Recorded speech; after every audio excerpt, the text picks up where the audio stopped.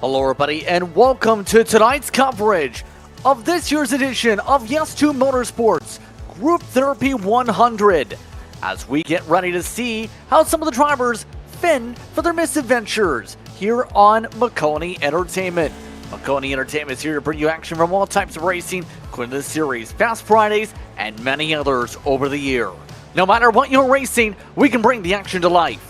My name is Justin Prince. Alongside the booth for tonight is Dylan Coyle, with Howie Burrows working the controls as our producer for this evening's coverage of what should be a fun time for these competitors.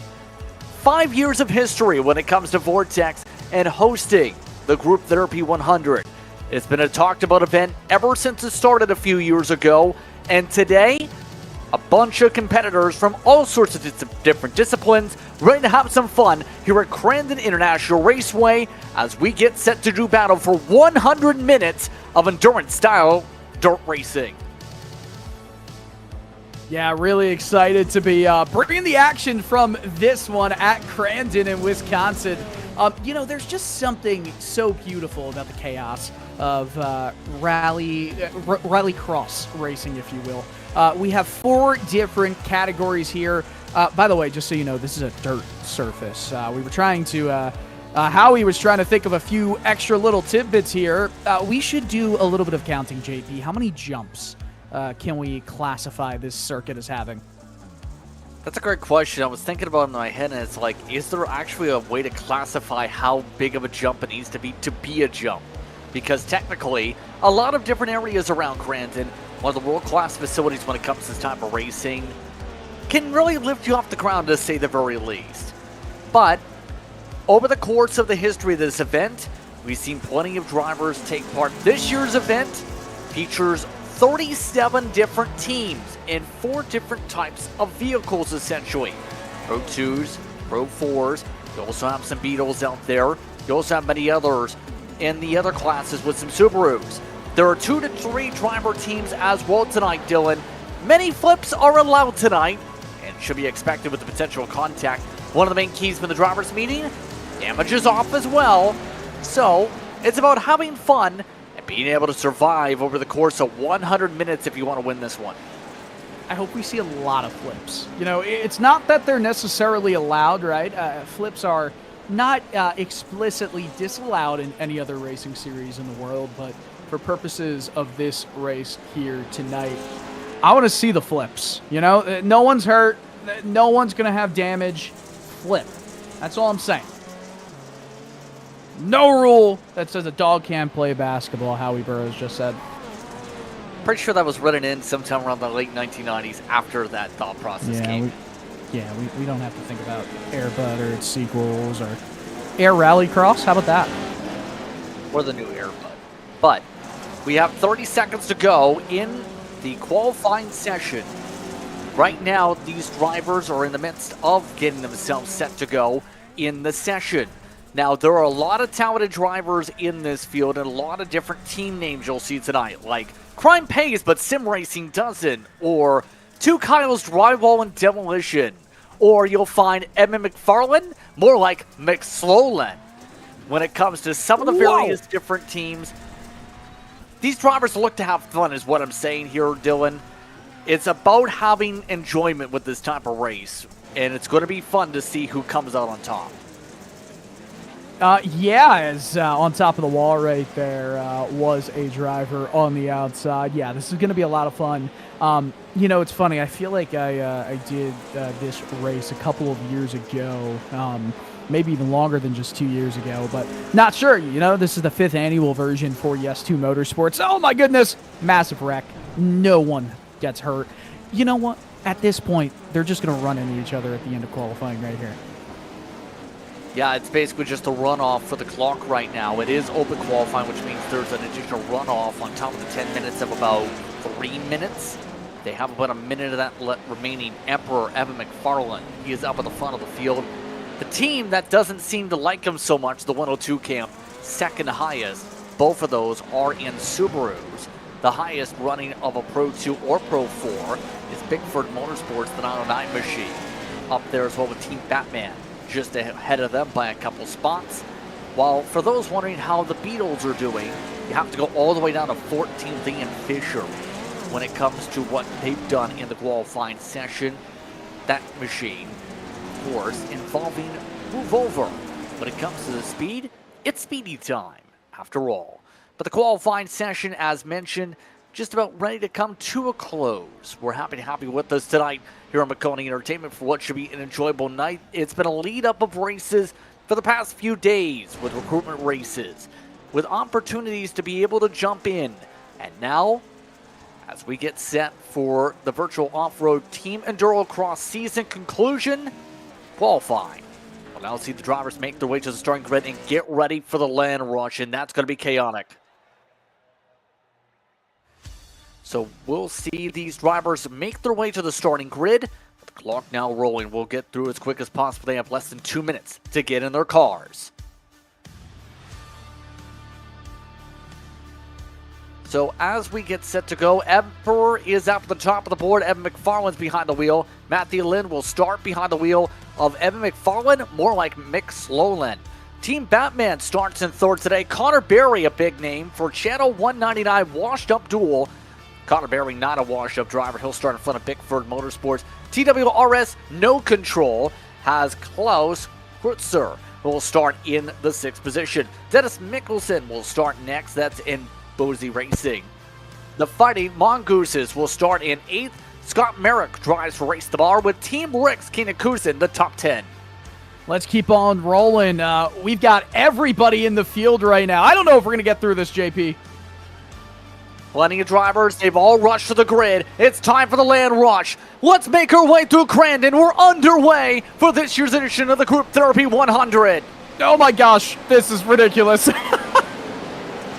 4 different classes rumble their way into the opening corners as several different drivers at the back of the field crash, including the 30 machine up and around. Everybody else rumbles their way to the opening corners. At least 5 drivers run into the bridge. Aussies Racers drives through it, upside down, goes several competitors into chaos. It is an absolute hornet's nest. Some of the FTF machines flipped upside down, everybody having problems. Bickford Motorsports is still flipping as the rest of the race leaders battle for wide.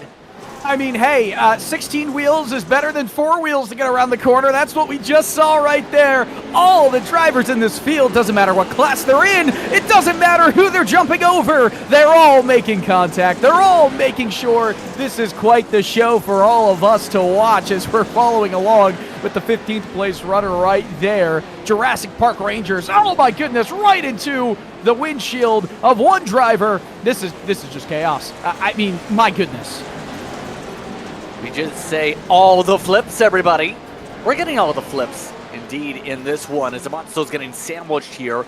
Ascension Racing, they've had a couple different entries in tonight. Ray Bowden amongst those in the field for them. They started 13th, mind you, and already in the heart of this pack. Let's see just how you approach some of these corners here. In particular, this run up out of turn 10. Cowboy hairpin that leads you up along that front straightaway before you head to the 4th County Potawatomi turn 1 section. A lot of these drivers going to have to search around for grip and find the preferred line to be able to be fast around here, to say the very least, as you see how some of these other drivers rumble the way through.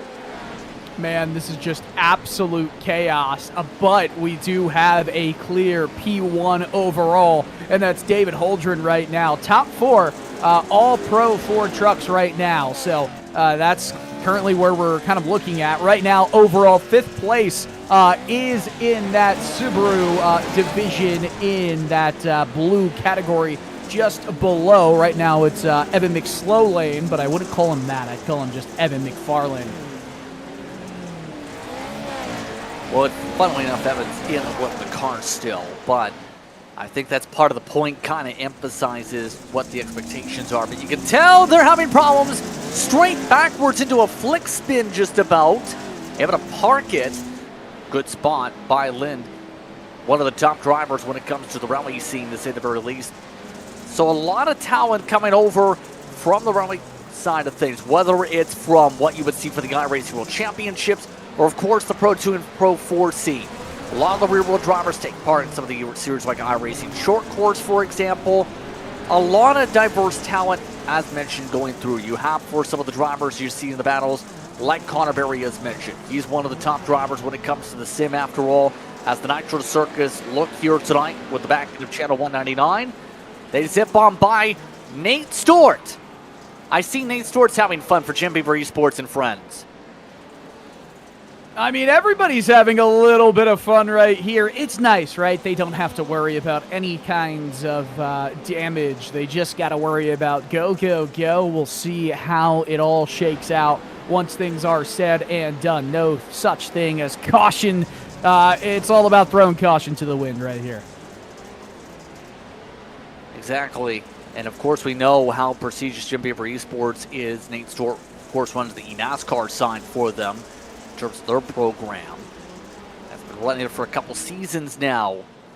Once the drivers working with Corey Rexford and Trey Patton are set to be a part of that entry list today amongst the Beetle class.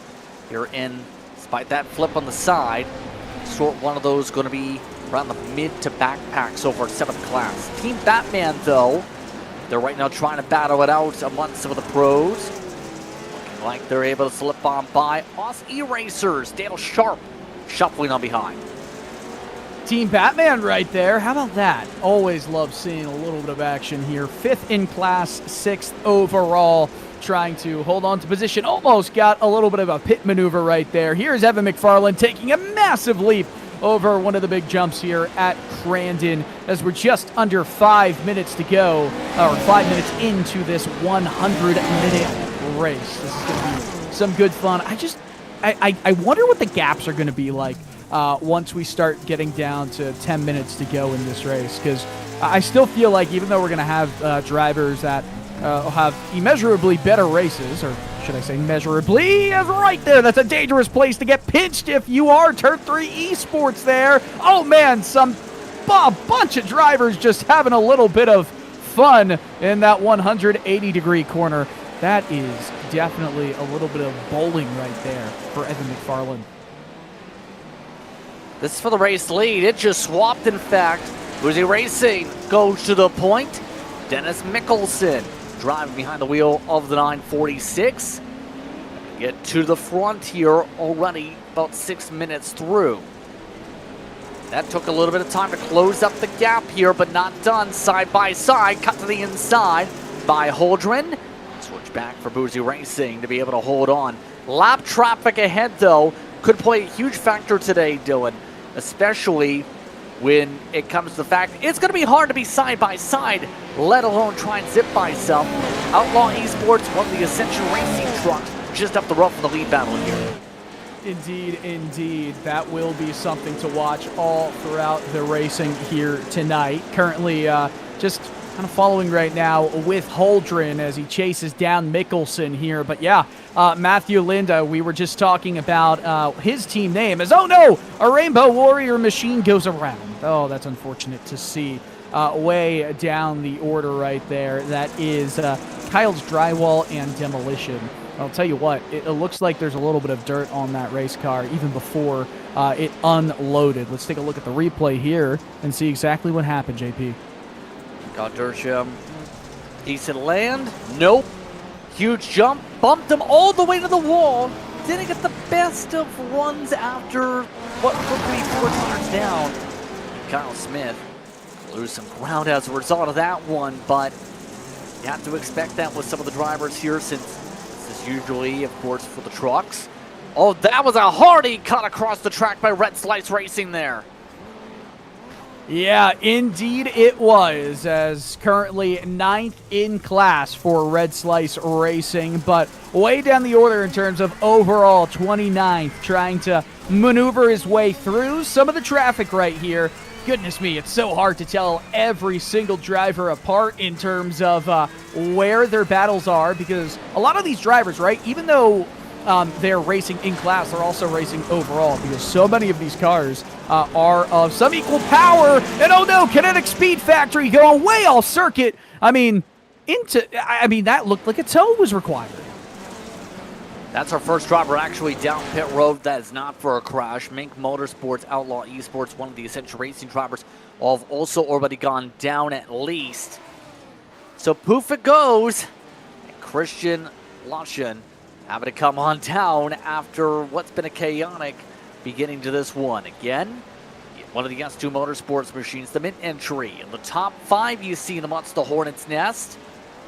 See some of the drivers just settling on down and some contact to the hairpin. Oh yeah, a good amount of contact in that hairpin right here. A really solid run. Oh my goodness, the Emperor almost got over the top of the car in front, up into P4 in that division right there. That is Evan McFarland, by the way. So when we say Evan McFarland, more like Evan McSlowland, that's the team that Linda is currently racing for, if that makes sense. There's a lot of fun that's being had here. Keep in mind, McFarland is a significant name, so to speak, because he did win the Next Level Racing IREX Championship in 2025. He's also been a 4-time NASA RX champion. One of the top rallycross names for good reason in recent years that's been able to compete in a Subaru. Team Batman in a good battle, you see, though. Turn 3 Esports finding a lot of pressure right now to try and see if they can get on through as they make the ways with the jumps. Try and set things up near bicycle for the Team Batman machine. Turn 3, trying to build the momentum and try and find a way to get the slider set on up. Lost a bit of traction to the back end. Yeah, this is, oh, look at that. A little bit of bumper cars going on right there. You just know at one of these points, some bit of a battle is going to lead them to a head-on collision on the other side of the track. There's a car into the outside wall here. A little bit of demolition derby style happenings right from behind with that 593 machine. Oh my goodness, Kyle is right in this hornet's nest of battling right here. Ooh, a little bit of a slick slide through the corner to just go in between. Look at that, threading the needle. Oh, it was going so well. Yeah, that was nearly getting turned around there with 593 getting pushed around. It'll settle down after a little bit of that contact. They'll kick on ahead. Keep in mind, some of the drivers like Yes2 Motorsport Blue gonna have to get the elbows out because Marcus Hagman just had a driver spin around at a full 360, push them forward, but drive on by. 5th in the Beatles at the moment. Despite being upside down on the side for a moment, Nate Stewart is still 2 seconds ahead of the Yes2 Motorsport Blue machine. Compare that to where Jurassic Park Rangers are. Right now, Jurassic Park Rangers looking to try and find a way to catch a dinosaur. Why would they? Maybe the dinosaur just wants to roam free. Have you ever thought about that? I mean, sometimes if you think about the modern day, though, you think about the sponsorship opportunities with those dinosaurs. Oh, absolutely. I mean, they could wear a few jerseys too. Now you're gonna have to have a lot of different sizings. You know, if you're talking about a Velociraptor, probably a similar sizing to maybe what? I don't know, 2XL, 3XL. Maybe it'll fit in a Velociraptor. You're gonna have to build this new process up though if we're talking a T-Rex. And goodness me, Stegosaurus, you're really gonna have to work with the things, the plates sticking out of their back, their spine. Or you can just call it a Coca-Cola-saurus and go from there. I don't know. I'm gonna marinate on that one a little bit, bro. If you allow me to, JP. I'm referencing the modern one. I know you're referencing the older ones. It's a slight difference these days. I know they're in the midst of a reboot, quote unquote, but Chris Leone, he's in the midst of trying to make up this pass after Jurassic Park Rangers buoyed the way on through. Of course, Chris Leone, big when it comes to the iRacing scene. After all, works on iRacing's marketing side, community manager, also big off-road guy that's been able to run with a lot of different series, also through Yes2Motorsport. Does a lot of different motorsports coverage as well as covered stuff like core in particular in recent weeks on the dirt side. So Leone in particular, having a fun time here, a part of the event he's a big part of course, when it comes to running this. Yeah, and you know, whenever you're talking about trying to run these, to run a track like this consistently, it's difficult because of all the traffic around you. It's not just drivers that have similarly, oh goodness, that could have been really bad right there. It's not just drivers that have similarly powered machines, right? It's drivers trying to deal with slower traffic in front or faster traffic as in behind. So it's a little bit different. There are a lot of similarities between some of the top performing classes, and honestly throughout the field. That's another part of why it can be a little bit interesting to talk about this as the 000 cars down pit road here. It can be difficult because so many drivers have similarly powered machines, right? So they're all mixed in with each other, fighting in that overall class. But it's not just overall that matters. It's in class that really does matter. And mind you, one of the interesting things when it comes to part of this here to factor in is you're thinking about a lot of cars racing on the racetrack, a lot of trucks as well. It's going to spread apart that racing group, so to speak. A little bit of contact here up for the race lead positions. Making it a little bit argy-bargy in the midst of some of the traffic. I was about to say, it's going to really see the groove expanded a lot more than you would normally see in, say, a simple 10-lap race that you'd see in a Pro 2 or Pro 4 in terms of some of the sends.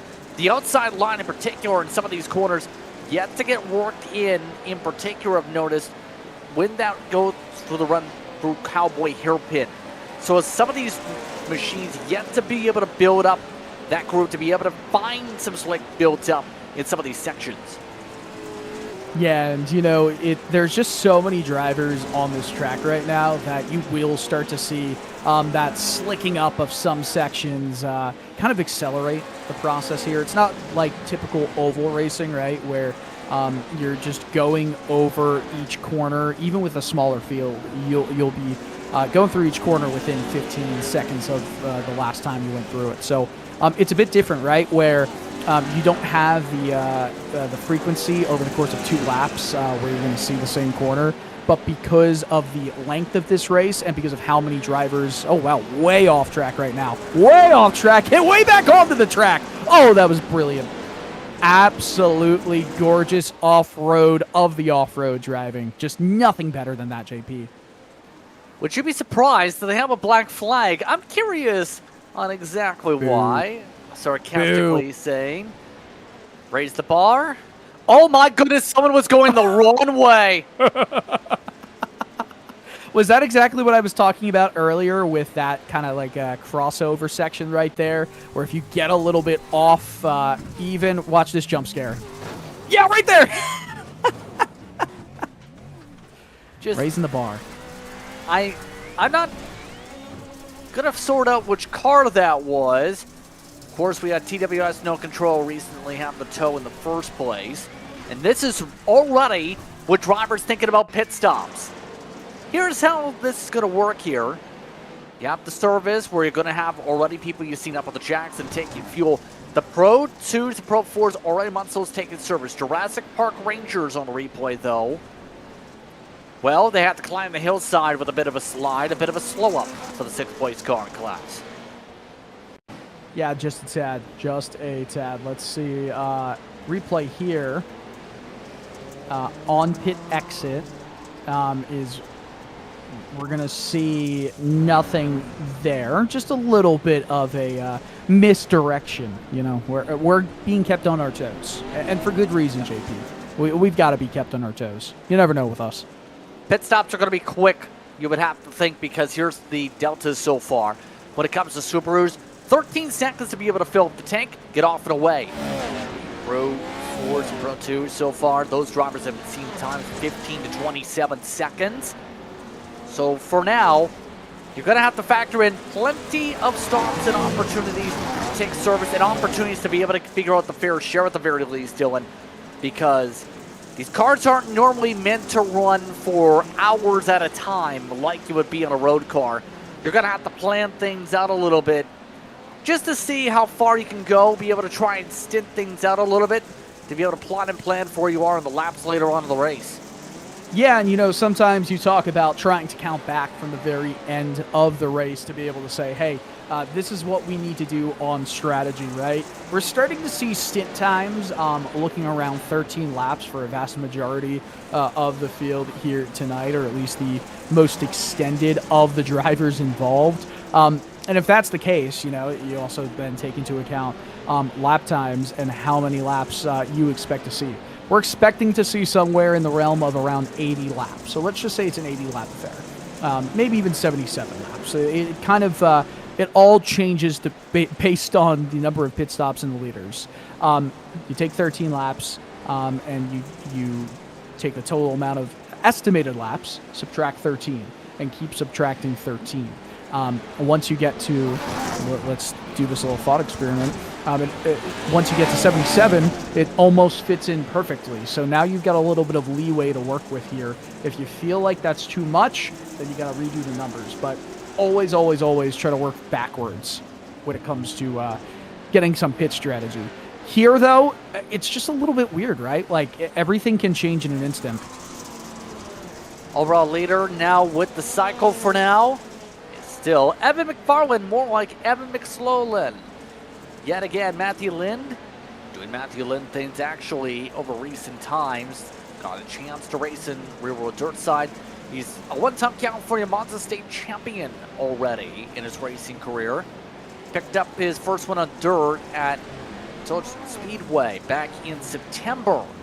So Monzo's rising up in the rear world ranks, but of course, one of the bigger names has been able to compete when it comes to the dirt scene for a while now, to say the least. He is one of the higher up names you can put on the track, and he's been looking extremely comfortable finding the bottom of the racetrack on the Subaru. Yeah, so far so good for that 102 machine right there. But way up on the hill, those right sides kind of got lifted up in the air. No harm, no foul. That's kind of what we're seeing right here. Here's the biggest thing for Lind right here. His fastest lap time has been remarkable. It's not the fastest lap time of the race so far, but of anybody pretty much. He beats everybody in the top 12, which is by a large margin as well. That is quite remarkable. Obviously, as we see these stint lengths and everything of the sort be extended, that's where we start to see it change. Here's where it gets interesting. VW Beetle Light Series, they can go a bit longer, it seems like, when it comes to pit stop strategy. Brian Sawyer just went down pit road, was in P2 overall, was in first in that VW class, went 15 laps. Let's see where Greg Johnson goes. Does Johnson, yes, it looks like Johnson down pit road as well. So what we're seeing right there, JP, is the VW Beetles can go 15 laps. They're not going to be competing for overall win, but it does give you a bit of a good understanding of those stint lengths and everything of the sort. I'll be able to do the math a little bit for those watching along. For those watching along here at Maconi Entertainment, hello. Happy to have you with us for Group Therapy time. The Group Therapy 100. We will be speaking with some drivers, including Chris Leone, later on throughout the coverage here today. We'll have those opportunities as the race progresses and as drivers go through their driver swaps here. Take a look at Dennis Crosby. He's been contending up at the front. You know who's in front, though? Interesting enough, the team that was flipped upside down for 20 seconds on the opening lap, Beaver Motorsports, has cycled to the point. Very quick recovery so far for the 909 machine. And Brody Dosher is right now controlling the car and pulling away from Dennis Crosby on the gap, with Crosby swarmed in traffic by Subarus and Beetles. Yeah, and it's kind of unfortunate, right? When you're in traffic here, everyone kind of has different strengths and weaknesses, and it certainly seems like getting the power down quickly on that acceleration is a strength for that machine right there in the truck. But getting around the corners, it definitely seems like the Subarus are having a much easier time of that sort. But the acceleration has seemed to be pretty strong, but way off canter right there was that 22 machine. Gonna have to try and just deal with this number 560 of Joshua Matacek. Right now, 7th place in that class, and trying to do some more things to rise up through the field. Yeah, that's the understatement right now. So paired up with Schlosser for later on in the dirt tracking SRV. See just how much wheel you have to work into this car. Be able to get some of the rotation down, but it's a hornet's nest. Meanwhile, down here, bumper cars. Patrick Solari already getting a little bit elbows out. Moments after the pit stop service, Corsiani moved out of the way as a result there. Just trying to gain some ground towards the back of the grouping so far, with Joel Ulrich in front. Keep in mind that at the moment, the top running Subarus are 3 seconds quicker than the trucks. Yeah, and that is quite impressive, right? As over the course of a 100-minute race, that will come into play a lot more than what we're currently seeing. Just 23 minutes and a lot of change into it. So it should factor into the fact that the Subarus are well in front by the time things are all said and done. Obviously, that's not exactly what we're seeing right now. Here's my question. When is Matthew Lind going to go down pit road? Because right now the stint length of 10 laps is the case for the Subaru right there. It looks like right now is the answer. So how about that? We've got a 10-lap stint length for the Subaru, and you know what? I did hear a shout out right there for my stage name. You hear that, JP? Yes, indeed. Very predictive-like when it comes to your abilities. I try. You know that's we got the numbers down. Only 10 laps on the run, by the way, was that number set. So as we zip through, the interesting thing is going to be for some of the drivers as well, is going to be the focus on where else to plot and plan for some of the attacks. Because take, for example, the trucks. It takes a bit of a different effort to be able to send. They have a lot more ability to go door-to-door contact with the trucks. That was a bit of a slide there. Cost some ground. Once again, loses a little bit of effort there amidst the battle. Nicholson amongst those. Scott Merrick also in this group that's trying to pull away as a result from that.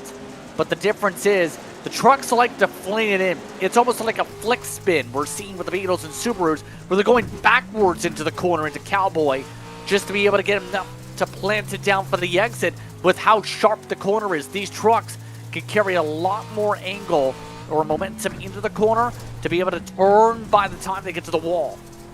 Well, it's like it's a Scandi flick, right? A Scandinavian flick, a rally racing technique, right? You want to be able to get that car, just the physics of it. You just kind of want to swing it back, right? You kind of see that as Connor Berry is down pit lane right now. You kind of see that in Formula One. And let me explain. You want to preload that suspension sometimes. So you're going around Cups, right, at Silverstone. You're going to turn that car a little bit to the opposite side just before turning into the corner. You just want to make sure that suspension, all of the machinery is, wow, we've got a leap over the hill right there, that machinery is ready to go to the extremes through the cornering. It's sort of like that here. It is definitely in rally racing more of a load. Right, you really want to load up the car, load up the suspension, and get it going the other corner. You want all of the momentum kind of swinging back the other side. I'm not an expert in rally racing, so that would definitely be something another person would be able to explain more of why it is. Oh, look at that, bug is upside down. More of why it works, but that's oh man. Thank you, sweet relief. Sweet relief from me trying to explain it. No, but it was definitely a helpful explanation. It's just for Nate Stewart, a little bit of a rough time. You can see on his lid for a little while. And let's see a little bit further back here. How did he get upside down? In this moment, he looks okay, and then he hits the side of the berm, up the hillside, and up the wall. Yeah, that's brutal. That is brutal.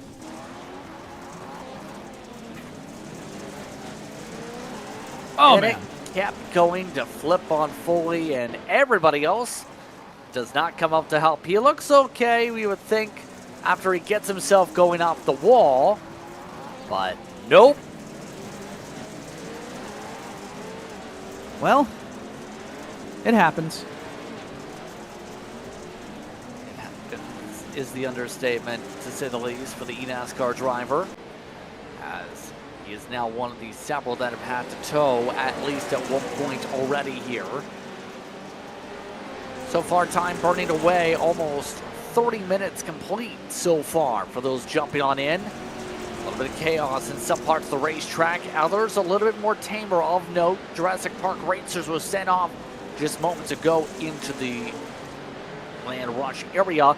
They're having a moment to get going.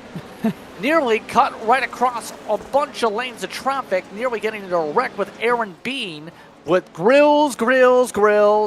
They went off with one air competitor. Look at that. We're spooling back the replay system, and this is 3 wide. A little bit of pinballing around there, and boom. It's kind of the result of this type of racing. You have that incident up in front, completely unrelated, and that is just a brutal bit of happenings right there for, was that the Jurassic Park Ranger machine? I believe it was. Oh, my goodness. We also had Yes2Motorsport Blue Machine. What? Just...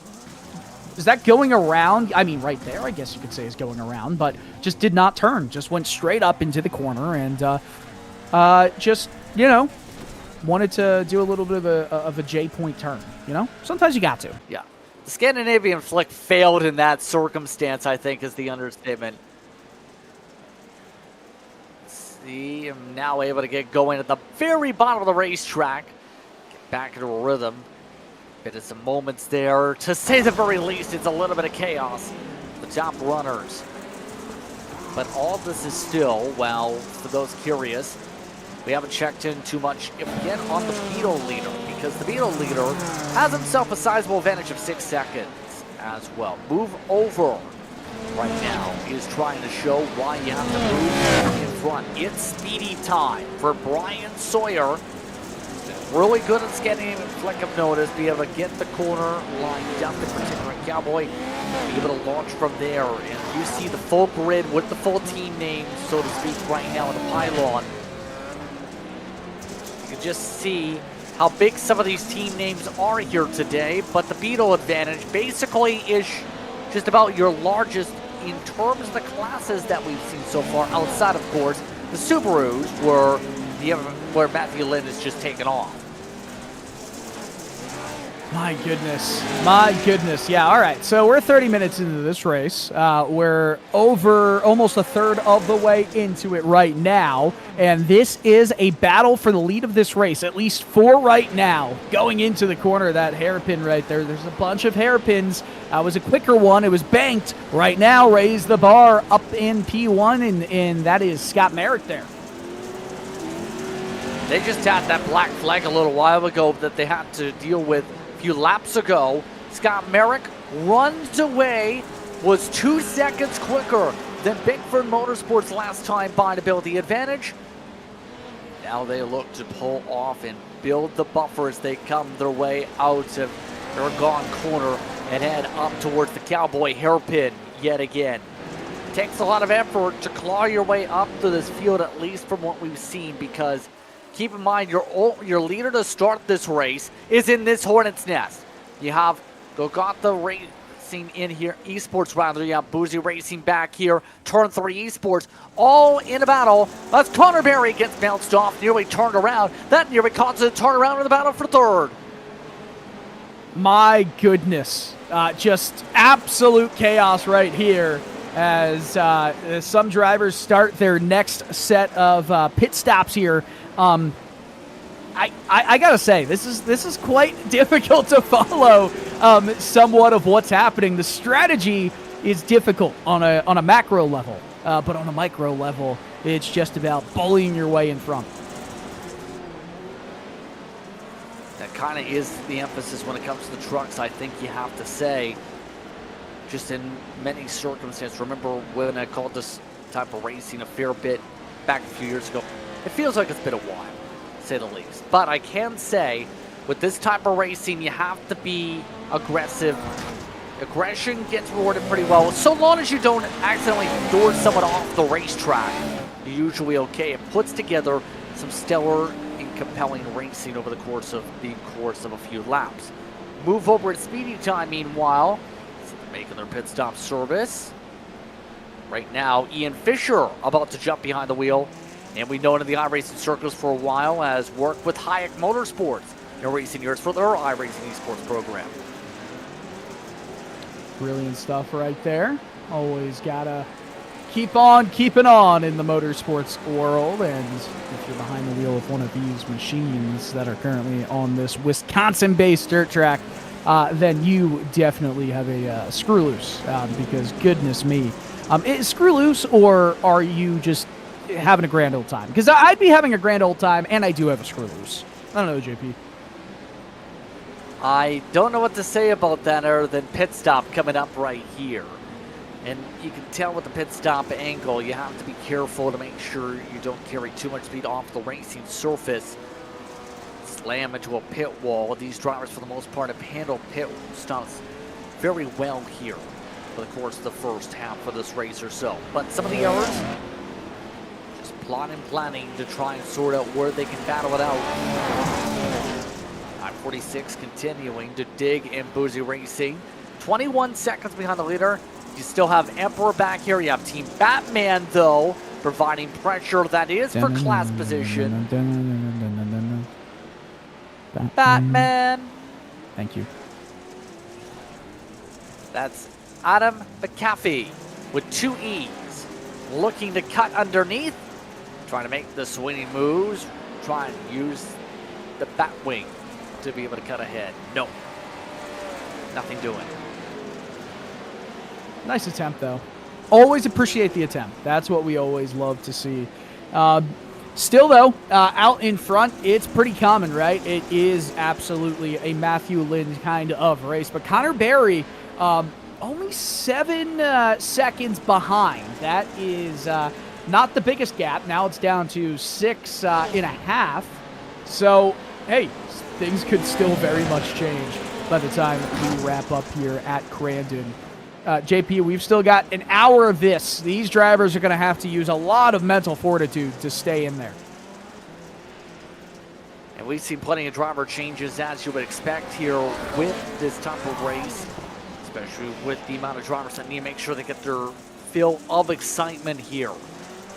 When it comes to this type of racing, it requires that sense of you have to go now, now, now, but at a much longer form when it comes to this. And there's been so much fun with this as a result. There is some chaos, though. Kyle Smith is behind the wheel, the 593. He just spun around with Red Slice Racing. We go to there because they just spent the past few minutes loop-de-looping in front of the field. Some of the others are working their way past that said section right now in the midst of some of the battles. Like Turn 3 Esports, still, there's some more loop-de-loops going on there in the midst of that battle. Some of the drivers having more problems around the circuit. Goodness me, yeah, let's check out what just happened right there, JP. As Kyle's drywall and demolition goes right underneath and smacks himself into the left door of the driver in front. Comes back onto the circuit in quite a dangerous way, and that could have been a lot worse. And then right in behind, trying to get back onto the track, there is a pole there. You cannot drive through a pole. Good, but it's not Grand Theft Auto where he can knock down all the poles. Red Slice Racing. Looked like, okay, we're going, we're not going. That's awesome. Red Slice Racing dead last, by the way, by 6 minutes. Andrew Cooksley behind the wheel of that car. Some of the others that have bounced around a bit. Team Watson Racing. Their team with no control, part of their partnership. Trying to catch up to Jurassic Park. Never RS. Has actually a pretty decent contingency when it comes to the dirt side of things. Especially as one of the setup shops, of course, that pop up on the platform. Maconi Entertainment. Oh, I don't know what was that. But anyway, what I'm trying to say is part of the big spread of organizations that have good representation in the different communities there to represent those who battle in them, and also partner with the various teams that run a fair bit in the league scene.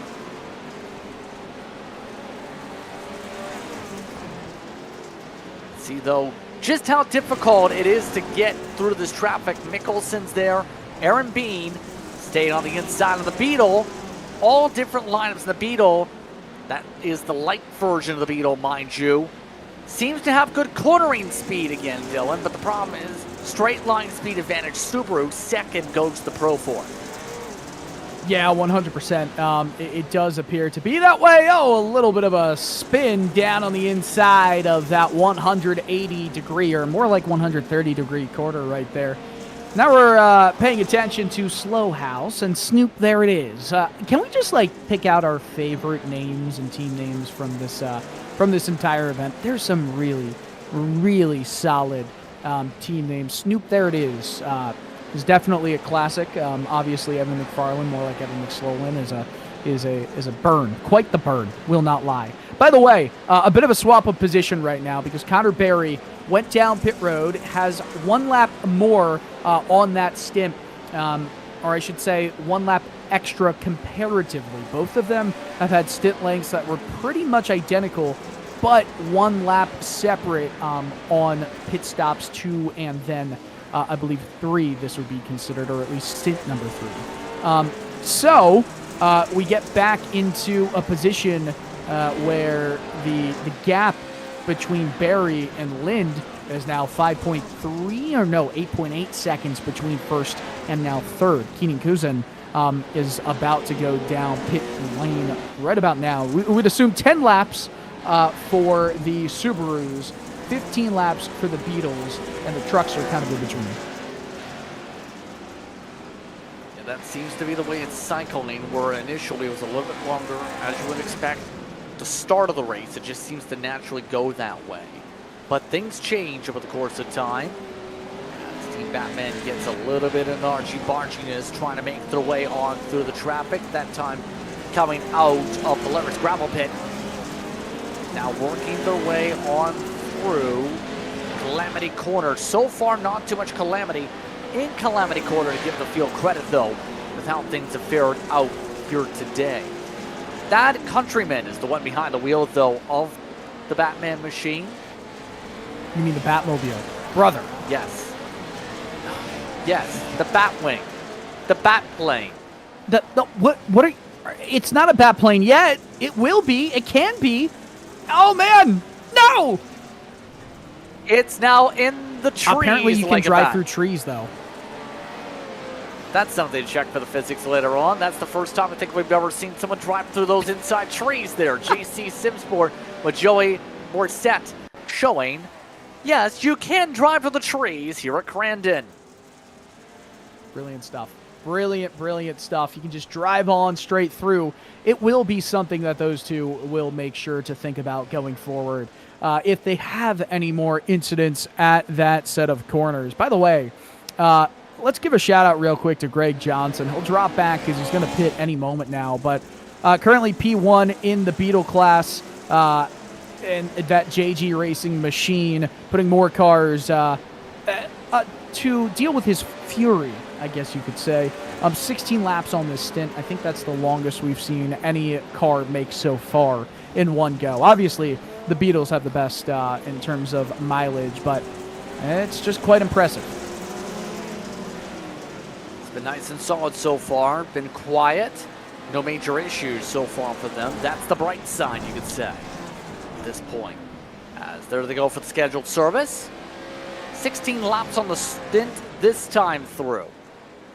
As it looks like they're going to make a driver change potentially. We'll have to see if Greg Johnson jumps out. Morissette is the next driver up on the docket. Looks like no change. Johnson staying in the car, in fact. We'll see where they end up cycling overall here compared to the JC machine. Dennis Crosby. See him on the dig once again. We've seen a lot of Crosby time here today. Keep it up with the 46. They've lost 40 seconds to the overall leader. But for the class lead, that gap is about 17 seconds between first and second. Hey, we've got 57 minutes to go here. We are starting to inch closer and closer to that halfway point, which is going to be quite surprising once we do get to that way, to kind of be able to say and tell exactly who and where everyone kind of stands. Yeah, exactly. You don't want to be one of those drivers who has to come around with 2 laps to go for the pit stop, even though they're quick. It can absolutely be costly for your interval. So as this field sets themselves up here, the rest of the pack, keep in mind some of the different things to think about when it comes to the storylines here at this point. Of course, you have a lot of the different teams. Slow House of Mouse Incorporated race team once was battling Cole Fisher in the 7th spot, having to come out from the wall. The Fighting Mongooses definitely were in a bit of a fight that went wrong.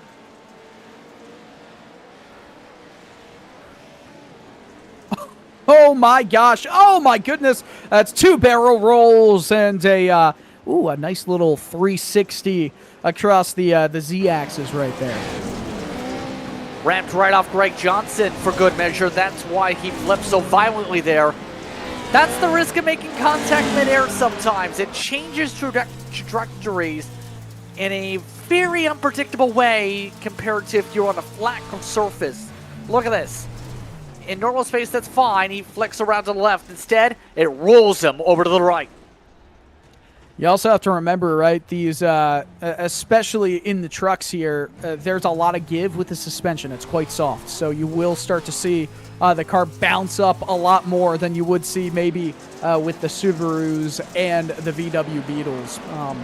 So those incidents, they're quite common for the trucks if you make a move like that, rather than those rallycross typical machines. We currently watch with Matthew Lind right now. Up in P1, and there is a 10-second gap that has now been opened up between he and Channel 199, washed up duo, currently driven by Connor Berry right now.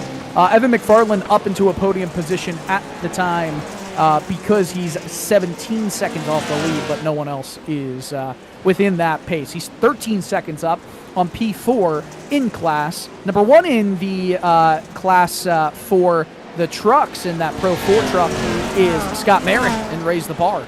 So the gaps between drivers in class quite large right now in the top 2 divisions. Definitely has been so far, as you see McFarland try and just cut through the traffic. 20 seconds on the net race lead as we go. A little bit of pushing and shoving, and all sorts of chaos with some of the Beetles going around also. McFarland, though, been able to withstand it pretty well. We are almost about halfway through the race. The field has been told, stop bump drafting and stop making contact midair. Keep it clean has been the request made by race control, Dylan. Don't like it. What is this? This is America. Let's have fun. I mean, keep it clean. Let's have some fun from Wisconsin. As Morissette gets fired up, let's see what happened to Morissette. You know, we're going to watch the replay right here. Going through into this 180-degree corner. That seems to be a little bit of chaos corner right here. Boop. Just a little nudge. Boop. Another nudge. Boop. Boop. Boop. Boop. Boop. Boop. Boop. Boop. Onomatopoeias. And then get stuck trying to fire it back up. Get it cranked up. Ow. Start moving. Do have a couple drivers standing by here. We have opportunities to speak with some of the competitors as they run. One of the teams that we can talk to is Bennett and Winnett. Again, that's 272 camp. See real quickly as John Winkler says Lizard Hello. to us. Hello, how Lizard. have things been going for you guys here tonight in the 272 Hey, they're camp? they're going pretty well. We had a spicy start. We went dead last, but our team name is Bennett to win it, so we got the binning it out of the way, and now we're on our way to winning it. How would you describe the fun factor when it comes to an event like this, the 5th running of this one? What's it take to plan for a race like this? A lot of hope and prayer, and just praying that you're going to be clean, because these races are super fun. On a scale of 1 to 10, I'd give it an 11. It's a blast. I mean, there's all these classes out here running, and it gets spicy, so you just try to be as clean as you can and put in your lap times and get her done. So, yeah, super fun out here. Zach is doing a great job. My teammate, love driving with this guy. We drove the last one, and we're running it back for this final one. He's got about 6 laps before he pits, and I got to swap into the truck. So just watching him put in some heaters here and keeping it alive. Yeah, it's great. So when it comes to this type of a race, you mentioned just how some of the preparation can be done, which is chaos, to say the least. But Yeah. in the race itself, what's kind of that mindset knowing you have 4 distinct classes which race in 2 or 3 different types of ways here, because you have Scandinavian flicks when it comes to the iRacing rallycross machines, but you also have for the pro trucks having to use a completely different style of the line where that seems to converge to a lot of contact. Yeah, you're keeping an eye on your relative, and I'm just trying to update him as to the traffic around him and who's coming, if it's a Pro 4 or a Beetle Light or a Subaru, so we can plan accordingly. You know, maybe you got to let a car cut him loose, let him by you, so you can run clean. Otherwise, you're kind of banging doors and slowing yourself up. So, yeah, you just kind of see who's around you and make sure you can navigate through the traffic effectively and keep her on all 4 wheels, rubber side down. Like a Beetle just came in, almost sent it into Zach there, but he was okay in Cowboy. So, yeah, just you gotta be hyper alert and keep your head on a swivel out here. So what's the plan for when you jump behind the wheel of the car? The plan is to just go for it. We're just gonna try and put in as many fast laps as possible. I know we got a pretty good gap in our class, so barring any catastrophes, I'm feeling pretty confident we can have a good result up here. Want to get this truck at least on the podium somewhere, hopefully P1, but we'd love another interview here at the end. Yeah, we're just going to make sure we stay clean, run quick, and manage the traffic around us. All right, anything you want to give a shout to or bring attention to before you let you get back to your team?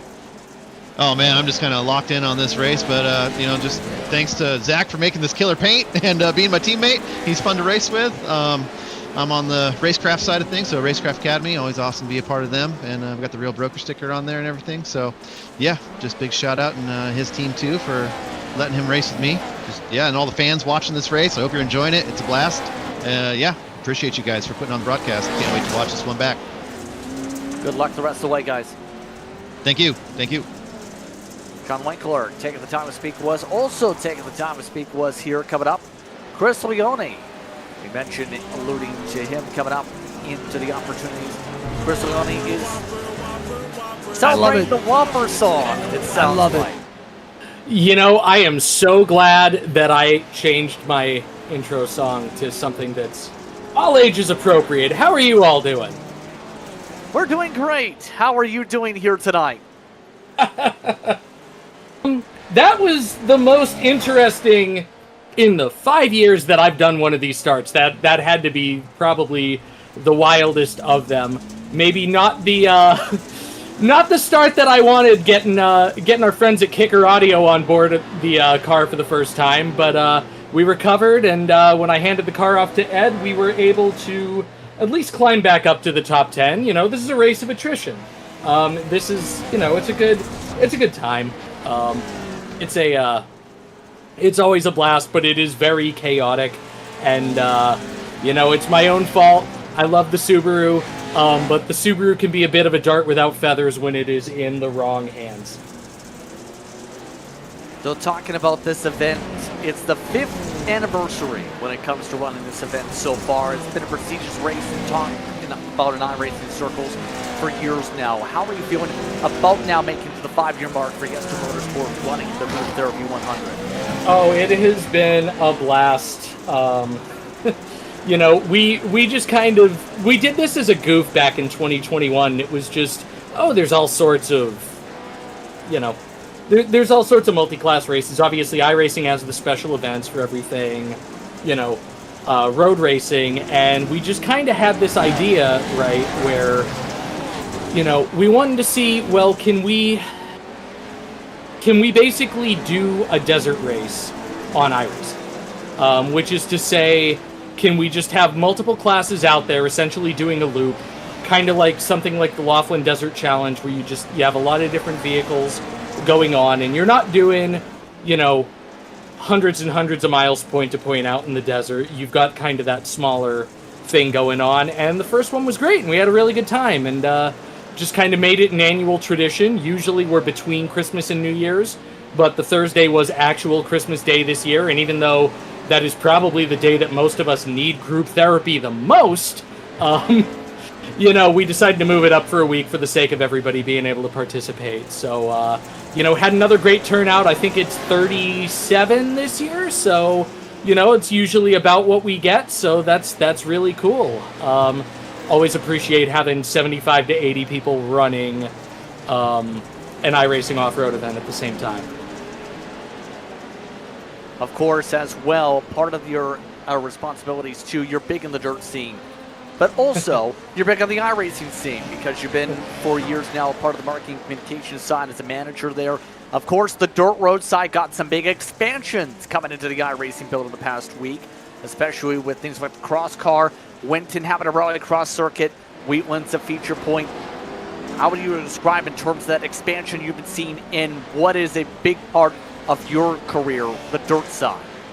It's so cool to finally have it. We have been waiting for a long time, I think, in the dirt community, and there have been all sorts of things going on, obviously, in the world of iRacing studios, right? Where we've had NASCAR 25 launch, we've had other properties and games get announced, and, obviously dirt road is a bit of a smaller niche, so, sometimes it can be kind of hard to, get that smaller niche kind of pushed up, and the entire team, everybody just did a fantastic job on these vehicles, on these circuits. The cross car has been getting some just incredibly rave reviews, which has been terrific to see, terrific to hear.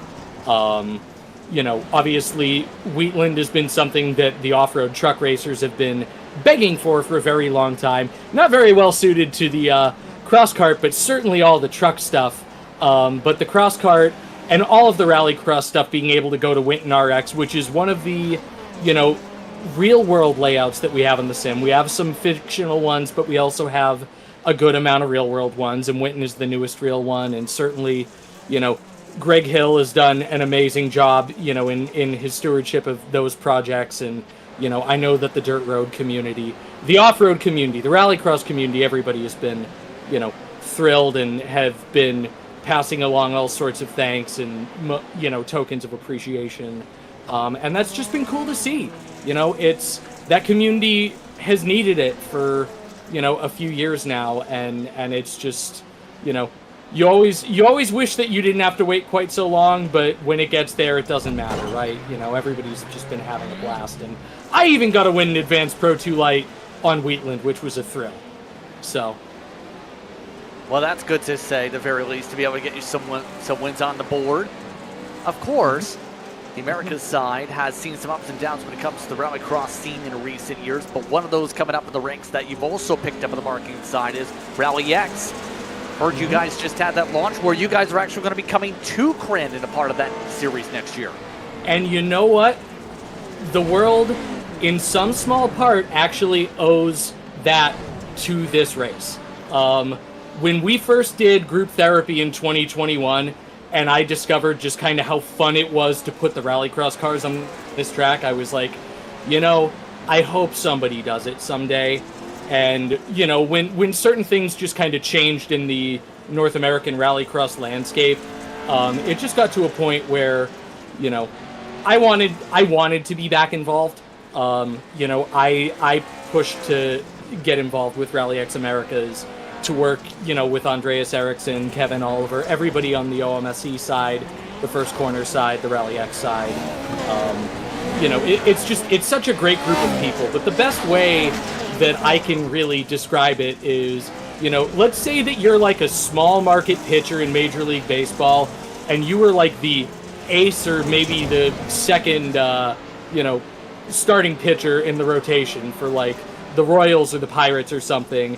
And you've been out of the game for a few years, and then you just, start blowing up the phone of the LA Dodgers, the New York Yankees, my Boston Red Sox, and are like, hey, I want to be back in the league. I want to get a shot. And they're like, yeah, sure. So that has really been neat. The schedule is amazing. North American Rallycross has never had a more strategic schedule because we're going to all facilities that don't require these, gigantic track builds the way that you've seen with previous sanctioning bodies. Crandon, Marty Fiolka has been amazing. The Flannery family have been amazing to work with. Eldora, track GM Levi Jones has been awesome to work with. Our friends at Trois Rivières, Dominic Fouget, has become a great friend over the process and is somebody who's really, had the best interests of Rally X as a whole at heart. And they're all just, this is a dream team. Like, this is the best shot that I think that we've ever had. And of course, my good friend Jim Beaver going to be on the mic, with JBE, and obviously JBE has been a huge part of this race as well. But yeah, I am so thrilled, to work with our whole team over there, Kirk, Peter, Nicholas, everybody that I'm forgetting on the Rally X Americas side, that we're launching a racing series. It's going to be cool, and we'll see y'all in June. And of course, you mentioned some of the different teams that have been able to take part in this event, this race at one point brought to you by Jim Beaver Esports over the years, for example.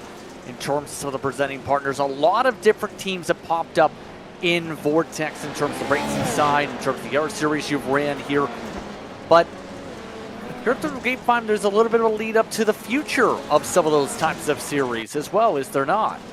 So this is something that I just kind of spitballed a couple of days ago and messaged a few people, and everybody was like, wow, that's a really cool idea. Like, we are totally in. So one of the things that is going to be really cool that we're going to do with Vortex for next year, first of all, we're going to go to 4 events because we have Wheatland now, so we're going to be able to add one there. But we are also going to do a cup of leagues. We have so many people that come across from, NASA Sim Racing, Pretend Racing Online, iRacing Short Course, Special Stage, and they all run those leagues regularly. And they'll run Yes2's house events, weekly events, now and again, here and there. Some of them are pretty regular. Some of them will only do a couple at a time. Some of them will only do Vortex. But we get such cool contingents from these groups. And so one of the things that will be cool for 2026 is, we're going to let leagues kind of have entries that they've declared that are theirs in all these races. And when I do points at the end of the race, the top 3 entries per league, we're going to total up the points for them. Top point scorers. We have a weird point system. The point values are pegged to last place. So last always gets 500 in class. Second to last gets 600. Third to last gets 700, etc., etc. So the top 3 point scorers, so a third place finish in a giant class might be worth more than a win in a very small class, which is how desert racing does it, and I think is a fair way to do it in an event like this. Those 4 leagues have all been great partners over time, and I'm sure there will be others that want to get involved. But yeah, certainly Connor Berry from iRacing Short Course, Matt Schlosser from Special Stage, John, Gael, and Paul from Pretend Racing Online, and then Josh, Brian, and all the guys at NASA have been super cool about the concept, and it allows them to be able to take pride in their leagues as well and promote what they're doing. So that's just something really neat. These events are about bringing people together from all sorts of different sim racing backgrounds. We've got truck guys, we've got rallycross guys, we've got people like my boy Justin Malillo and Cosman that probably only ever run this one off-road race all year. So it's just really neat to have such a mix of people, and thrilled to have something to give them some bragging rights for 2026. So a lot to look forward to, to say the very least, for next year, absolutely. So on that note, turning back to the attention for the rest of this event, what's kind of the focus for your team, just a curiosity on your side, because it seems like it's been a challenge for a lot of drivers to be able to find the clean pockets. What's that now like the rest of the way if you were for those here on the racetrack? So for us, I think the biggest thing that we can do is just focus on keeping it as clean as we possibly can. Right now, I know Ed's kind of having, he's had a couple of squirrely issues, and he told me coming in, he wasn't maybe as comfortable as I was in the Subaru, because it definitely is the hardest thing, I think, for anybody to drive on here. But he's been doing great, and I just told him, be the most patient person out there, which you guys all saw the first 5 minutes. That is a pretty low bar to clear. With that in mind, we're 5th in class right now, 16th overall. I'm not sure. We're within spitting distance of, I guess it's 6th, I'm sorry. We're within spitting distance of 5th in class, and we just need to, focus on staying as clean as we possibly can, let the pit cycles shake out where they are. I always work hard to get us as far off cycle as I possibly can to, to help us get a clean pit road and be able to be out in some clear space so we can just burn off laps and just tick off time. So that's what we're going to try to do, and let the finish fall what may. I organize the house teams, so I don't worry about chasing championship points anymore. I'm just here to make sure that everybody who wants to race can find a race team and get organized up with a buddy. So that makes it fun for everybody to be able to have that teammate. And we'll go from there. It looks like top 15 overall through the pit cycling, so we're just gonna keep doing our best with that. We'll say with some of the combinations with the teams we got here, some very creative names, it seems to be, say the very least, of those having a lot of the fun factor to make sure they're ready to go for tonight. On that note here, anything else you'd like to mention before you let you get back to your team? Since you mentioned the team names, I need to shout out to Kyle's Drywall and Demolition for being 2 guys named Kyle and picking possibly the funniest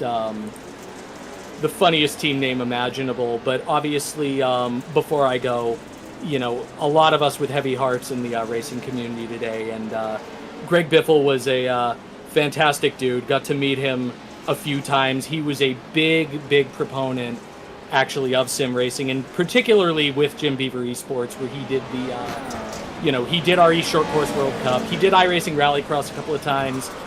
Greg would sim race from his boat, and during COVID, when everybody was rushing to buy the motion simulators, we joked that Greg had already bought the most expensive one of all, and that he didn't need to make any further upgrades. And that was always such a bright spot in what we did.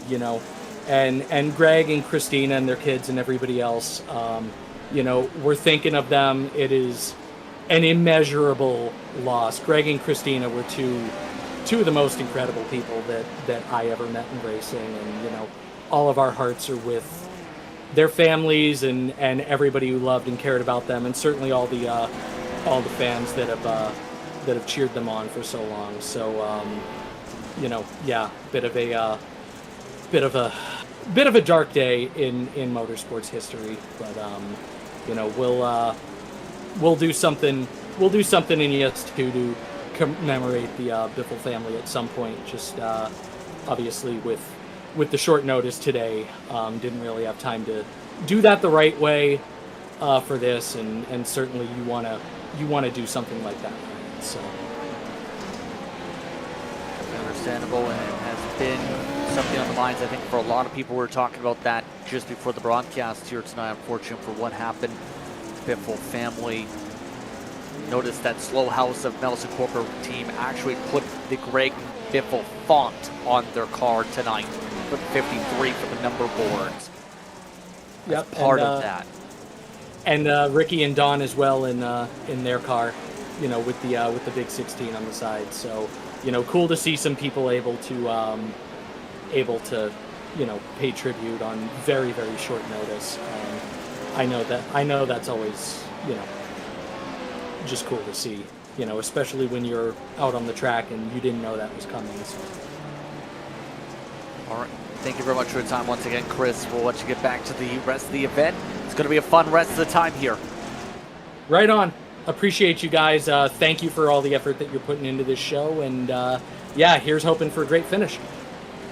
Chris Leone taking the time to speak to us here once again in the booth. Again, from Yes2Motorsport's and the organizers of the event. Now, as mentioned there at the end of the interview, it is important to mention this is big for the racing scene throughout the day.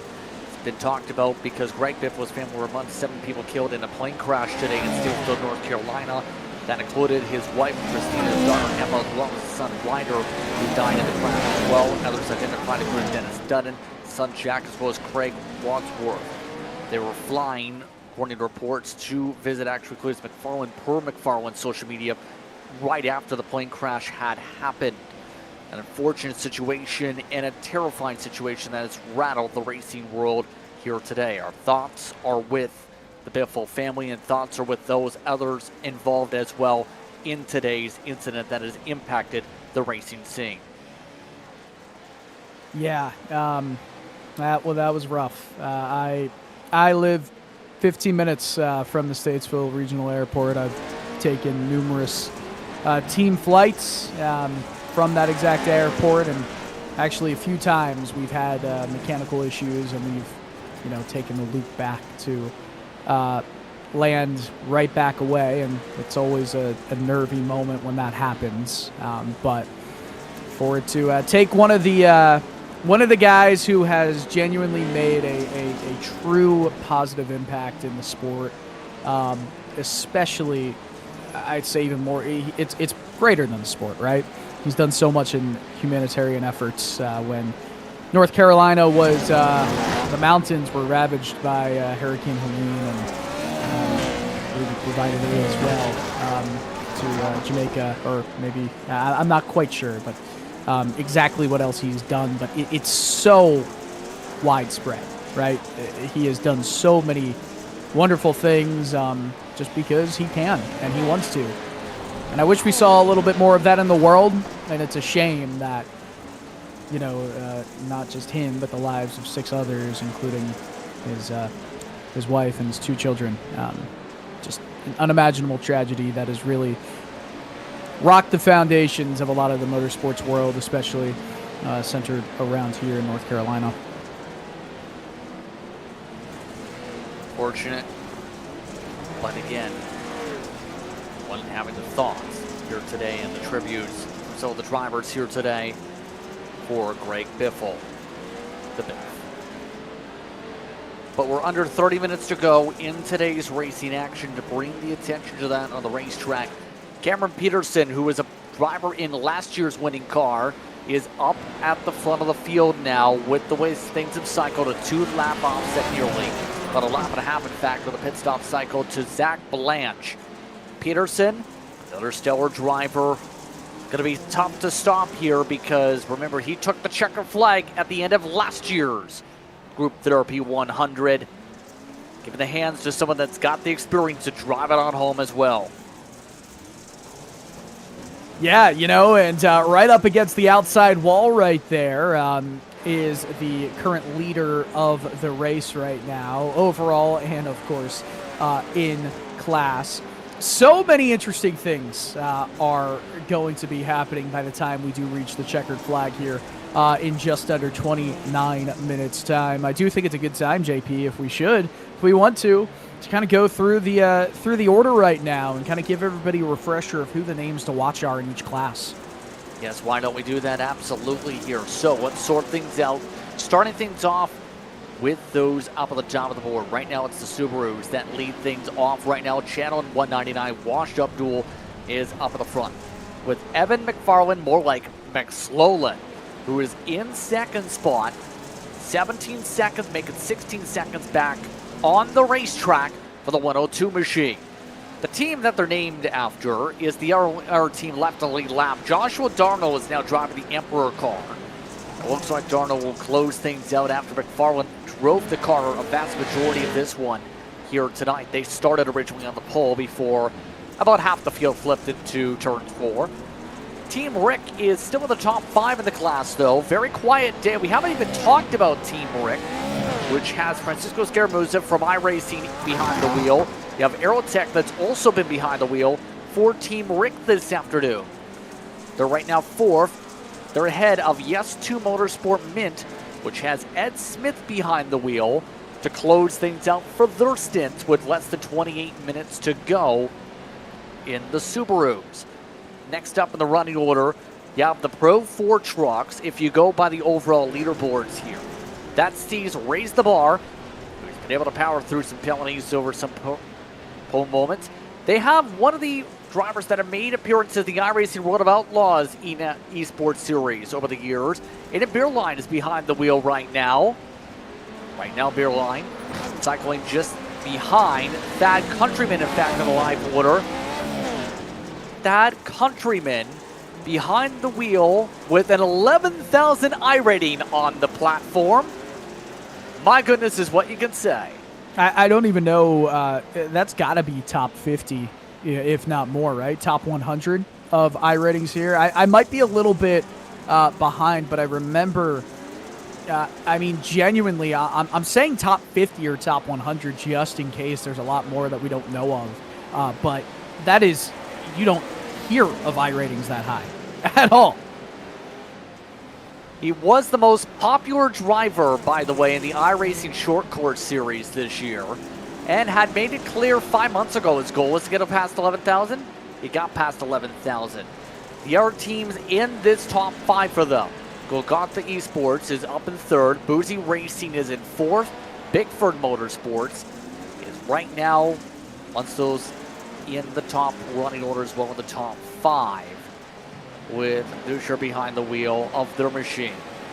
Something to keep note of, JP, is that these drivers, if they haven't pitted, if they're getting close to the end of their runs right now, they're about to see their penultimate pit stop. However, any drivers who just pitted, they've only got one pit stop left in this race. So still a lot of things still to come here for us to actually be able to give you a fair representation of what the order looks like with 10 minutes to go or so. Exactly, absolutely. By the way, that Countryman, to confirm the iRating side, #1 on dirt road these days. Not bad, to say the very least. Let's put him in a world championship, to say the very least. But speaking of some of the air drivers battling it along, the Beatles, they have a big difference in lap right now because 1 lap down compared to the overall race leader is J&G Racing. They have a 1 lap advantage technically because they're the only person on their lap to the overall win compared to JC2Motorsports and Team BDSM. Those teams are 2 laps down to the overall leader. And Ricky Harden, amongst those, that is in line for a podium possibly over Dirt Track and SRV, and Snoop, there it is. Big difference on the pylon that sees J&G Racing showing consistency and clean racing is what gets you top running orders here. Indeed it does. Indeed it does. And we're looking at right now 58 laps completed by the overall leader of this race in that Evan McFarlane, more like Evan McSlowan machine currently driven by Zach Blanche right now. But, you know, everything can change in a moment's notice. No damage, so that moment has to be probably compounded by a few more moments if you want any big swings in the order as it stands. But still, Thad Countryman, the #1 dirt rally or dirt road driver in the world in terms of iRacing. If the world only comprised of iRacing, that would be a lot easier for that statistic. But nonetheless, Countryman is fast, but he's not P1 right now in his class. There is another group of trucks, mind you, to think about here too. The Pro 2s, we haven't mentioned much about Pro 2s, it seems, because they've had 5 entries, been in it to win it. We were speaking with them earlier on.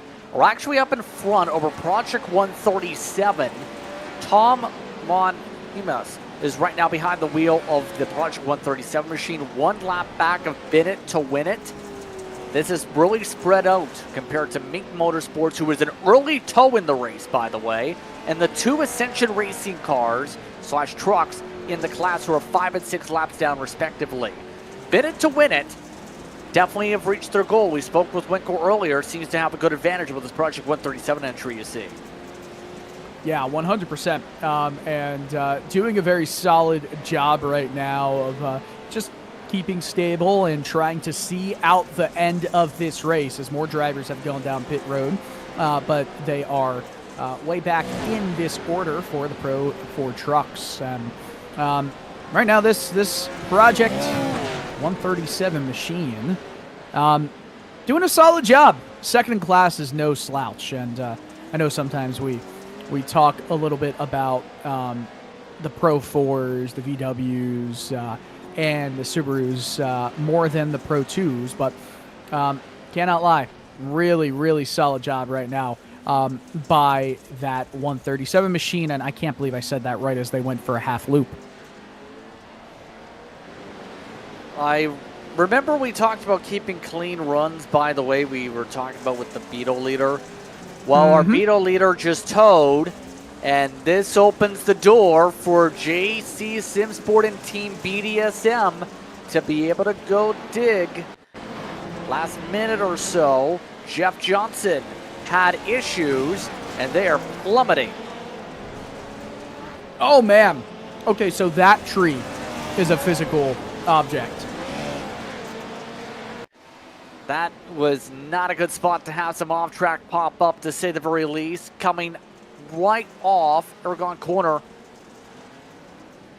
See, they got some help, though, initially in the first place that pushed them offline. Oh, boy. My gosh. Okay, that's going to be a bit controversial, too, because that was some roughhouse racing right there.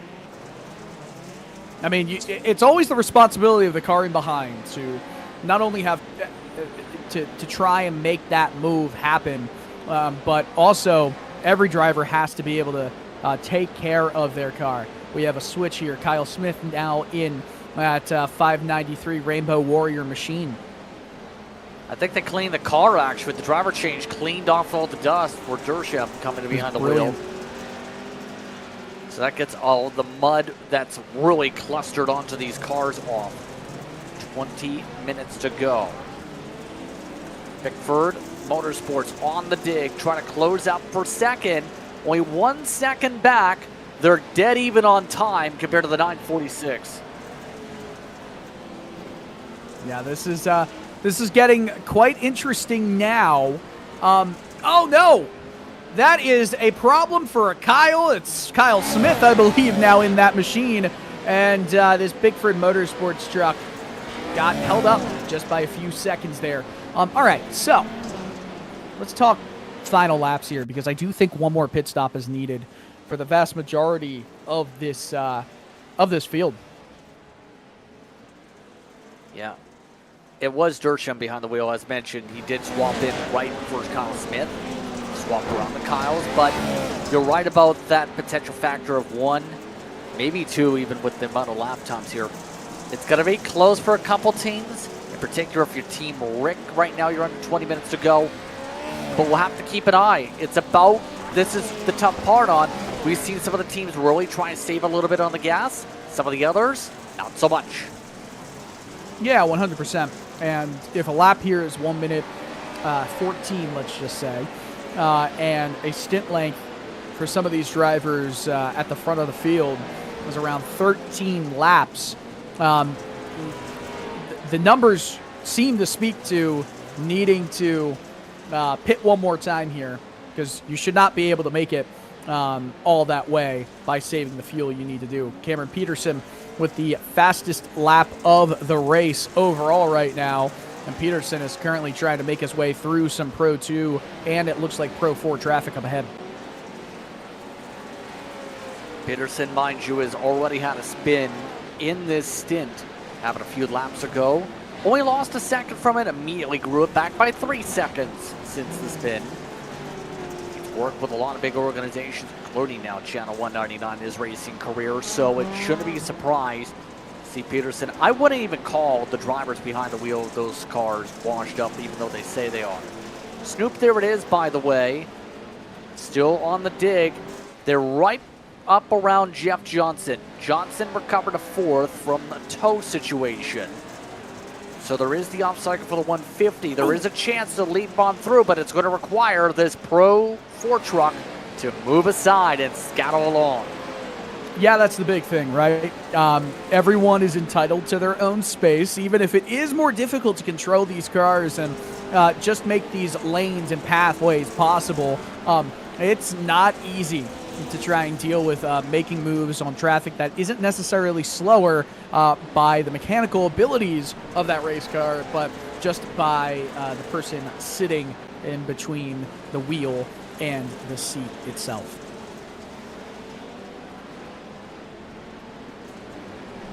It's all about that focus on trying to close up at this point for a lot of these teams. It's been hard to be able to close on up. A lot of the class leaders, in fact, a lot of the top 20 have actually separated out by more than a second. This is the most spread out it's been all day, interesting enough, doing for positions. A lot of the drivers have been on top of each other all day, but not now. They've kind of gone to what you expect for an endurance race, separate out. So long as they avoid contact like that, because one of the Pro trucks just got wiped out and behind because Eric Dubois, who's been having issues, just had a spin and is stuck on the side of the road. I mean, quite truthfully, just by the math, it makes sense, right? The longer, yes, we get a replay right here, the longer that these drivers are out on track on this surface right here, the more ability for them to start to separate each other shows. It's not even an ability thing, as that was just a bit of a rash move down the inside, not keeping that truck kind of where it needs to be. But when we talk about the length of a green flag run in any kind of racing series, obviously it will tend to lead itself to separating drivers, right? We see these big gaps come down to much smaller gaps only due to safety incidents. If you had a race, say you had Le Mans, right? It went 24 hours completely green. That's where you really get multiple laps of difference there. It just happens. That is what happens in a race. And that's obviously what we're seeing here. A little bit more of a difference. Checking him back on the leader, by the way, on seeing where the difference line's coming up. Peterson still maintains 12 seconds up. As Team Rick, they just lapped on the racetrack. And of course, Team Rick wants those that like to have some fun here, to say the very least. Talking about that group in the backdrop right now. When it comes to the iRacing side, we've seen Kenny Kuzen take part on the broadcast side. Cisco and Scarborough, of course, on the broadcast side also. Shows again the diversity of the field in amongst itself compared to the world champion Peterson. who's just been able to plow away and utilize so much speed, just has that extra bit of rip in this car. Been able to pull away a couple seconds from Team Rick over the past few sentences. We'll see how much longer it's going to be able to last for that duo right there. But let's talk about this duo. Cameron Peterson and, of course, the Channel 199 Washed Up Machine team. 64 laps, currently on its way to at least one more pit stop. The question is, when? It has to be, I don't know if you would, JP, if you had a teammate in this race, as a teammate, are you trying to find the best possible place to pit so you come out in a specific gap? I don't know if there's really any gap. I don't know if there's much strategy to that call. I don't think there is as much as it be compared to a road race, because quite simply, there's a lot of space in the pit exit I've noticed where, for the most part, whenever drivers have blended out of pit road, they haven't really gone into the traffic unless they've just completely ignored all the mirrors and just drove straight across the racetrack. For the most part, it seems, at least to me, Dylan, people have been just handling the pit stops extremely well, a lot better than I thought they would for a race like this. Everyone's just handled the entry swiftly to the side of the road, made that cut to the right before the end of the banking, and by the time they come to the other side of the billboards, they're coming out basically out of the racing line already as it is. Yeah, 100%. And the gaps are large enough right now where trying to change your pit entry, anything of the sort, is really not going to matter too much unless you're in a situation like Bigford Motorsports is, with trying to maybe get into second place, only around a 3-second gap between the 909 and the 946 machine. Both of those teams are still going to have to pit. Right now, I think if you have pit within the last 2 laps, you may be good to go to the end of this race. And who I'm looking at right there is Team Rick in that number 30 machine. I'm not so sure how that is true, how much that's true, but it's going to be very close. Currently in 4th place in this Subaru class. Still going to be a decent finish, and I know from discussing things a little bit with Chris Maconi, working on things, because keep in mind, there is a series championship, so to speak. Remember, this is a part of an overall campaign, right? So those points for the season, for those who have followed along with the series version of races, now that's being tabulated or throughout the campaign for those who have ran the full seasons, because remember, as he mentioned, so the drivers may not have the team pairings, became house pairings, so to speak. But we're under 10 laps estimated to go. If you're in a Subaru, and the leader, Peterson, has come in right at 10 laps on the strategy. It looks like he's punched the number right. That's a 1-lap offset to the 102 machine, as Zach Blanche hopes for a miracle to gain some ground here. Yeah, it really is down into miracle territory at the moment. But nonetheless, this race, everyone's starting to take their final pit stops here. Watching on board with, I can't quite tell who it is. I see Jurassic Park Rangers. Oh, my timing did not necessarily update there. But this is Peterson right here. That is all on me. I had to hit Control R to refresh. I did not. Joke's on me, JP. And that's why you don't hit Control R to refresh until the race is already started. That makes no sense. I was trying to say do it before the race. The words are backwards. I was trying to think. I couldn't get what you were saying, but now I understand. I was just doing a Justinism, so to speak, as some people would call it. But all that being said, Peterson about to zip on by for the lead, as look out, a bit of a checkup.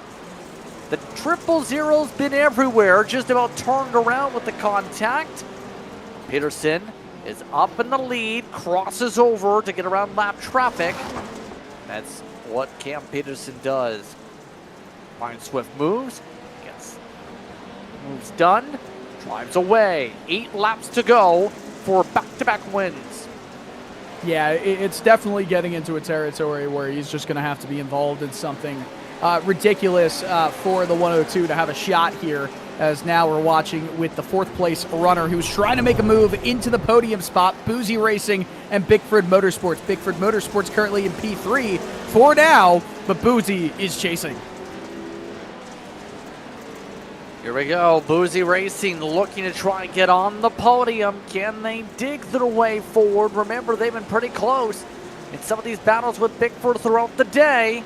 They do have some Subarus trying to zip on through, and some other class members looking to join in on the fight. Up on the outside through the slick, trying to find the groove from the other position. Still not able to dig. Now trying to send it a little bit deep. Still trying to go a little bit wider on these exits compared to Bickford. Now as Bickford opens up the door, nearly got there, they hit the berm.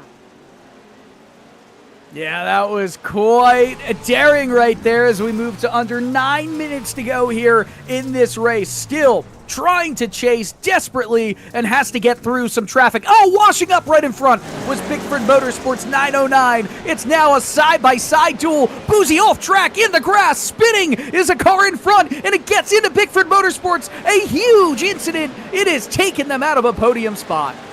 Joshua Darnell was that driver that got hooked up with. At the same time, Christian Loschen lost it and was spinning into the inside wall. Bickford Motorsports sent sliding with contact midair. Yeah, I cannot lie. That was not good racing right there. Not control of the car. If I am in that Bickford Motorsports machine, I'm angry. Bit of a chaotic time if you're them, to say the very least, and that's the fear you have. Just absolutely terrible timing for them, for those Subarus to have control moments there, and that breaks up the battle. Bickford Motorsports trying to hold on to fourth position.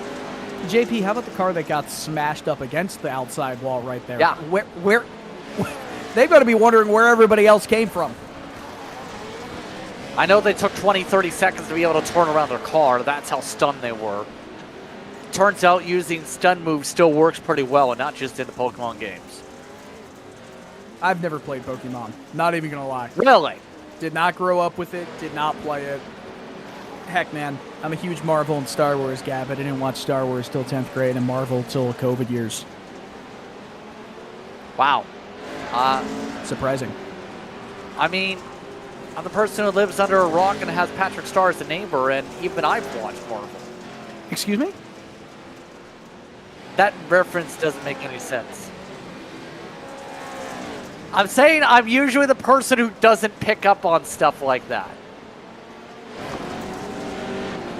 I don't get it, but I don't get it. I really don't. I know Howie understands. Okay. Is this a SpongeBob joke? Why, Yes. why are you... Yes, but why are you SpongeBob?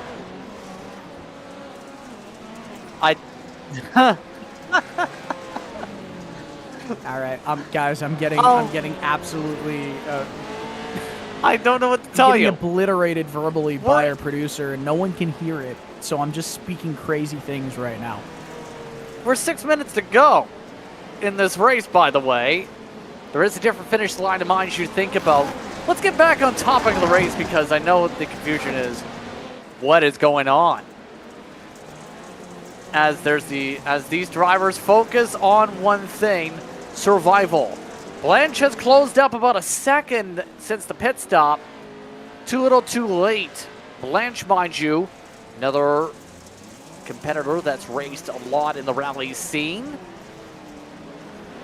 I think if it was at the start of the race and you put Blanche in, it's a lot more different, but with what Connor Berry did in terms of that strategy sequence to be able to get the separation in the cycle, but also have the good long run pace once things settle down, has kind of really changed this race for them after Channel 199 was down in third in the first 20 minutes. Yeah, 100%. You know, it has been it's been a really good comeback for Channel 199 over the course of this race. Obviously, it's not over, but being in first place, 11 seconds up with that gap, still steadily rising is massive. And once this race does reach its conclusion, I'm sure that they are going to be a fun or a happy group, I should say, once everything is all said and done. So, 4 laps to go, give or take here. Under 5 minutes on track. For the most part, it's now down to survival. It's been a fun race to say the very least here, Dylan, in terms of thought process here. But now, if you want to be able to get those points, get yourself solidified to end off the season, now is the time to do it with what we've seen here today in Yes2 Motorsport competition. Peterson on full drive mode. Darnell, despite that wall slam, by the way, is still in the top 3 of the Subarus. And it's still 20-30 seconds ahead of the next year's car after what happened in that battle with the Pro 2s and Pro 4s. Yeah, and we haven't really had the opportunity to talk about some of the battles going on throughout the field tonight because there have been some relatively close battles. It's just these class-leading intricacies have been, obviously taking most of our time, and it's chaotic. We got to give a shout-out to our producer, Howie Burrows. They're doing a great job making sure that this broadcast has seemed as solid as it has. And JP, I feel like as we're starting to reach the conclusion here, we can start talking about how this race has kind of unfolded, and things are on fire, by the way. Everything we are saying right now does not matter at all. But we can start talking about how this race has kind of like found itself into more of a calm than we might have seen from the very opening laps. I remember one of the things in terms of the history of this event, I remember at one point, I don't remember if I've called this event in the past, but I do remember talking to Chris Williams about the name of group therapy, and part of that name, I remember something along the lines of the name was, because we're all here in terms of having a calm session of racing amongst each other as a group, or something along those lines back in the day. This was a few years ago. And we've seen all these groups culminate into what was a chaotic start. But in the end, when you talk about real-life group therapy, of course, there's big benefits to that. Part of that is being able to come up with results in the very end is the goal. And we see the result of some good battles to close out. Team Batman and Boozy Racing looking to battle for second with under a couple minutes to go. Christian Noble trying to cut underneath. Several drivers trying to scatter in front. Side by side on the dig up to Polaris gravel pit. A slide on through by Noble as Noble pulls through because Team Batman has to pit.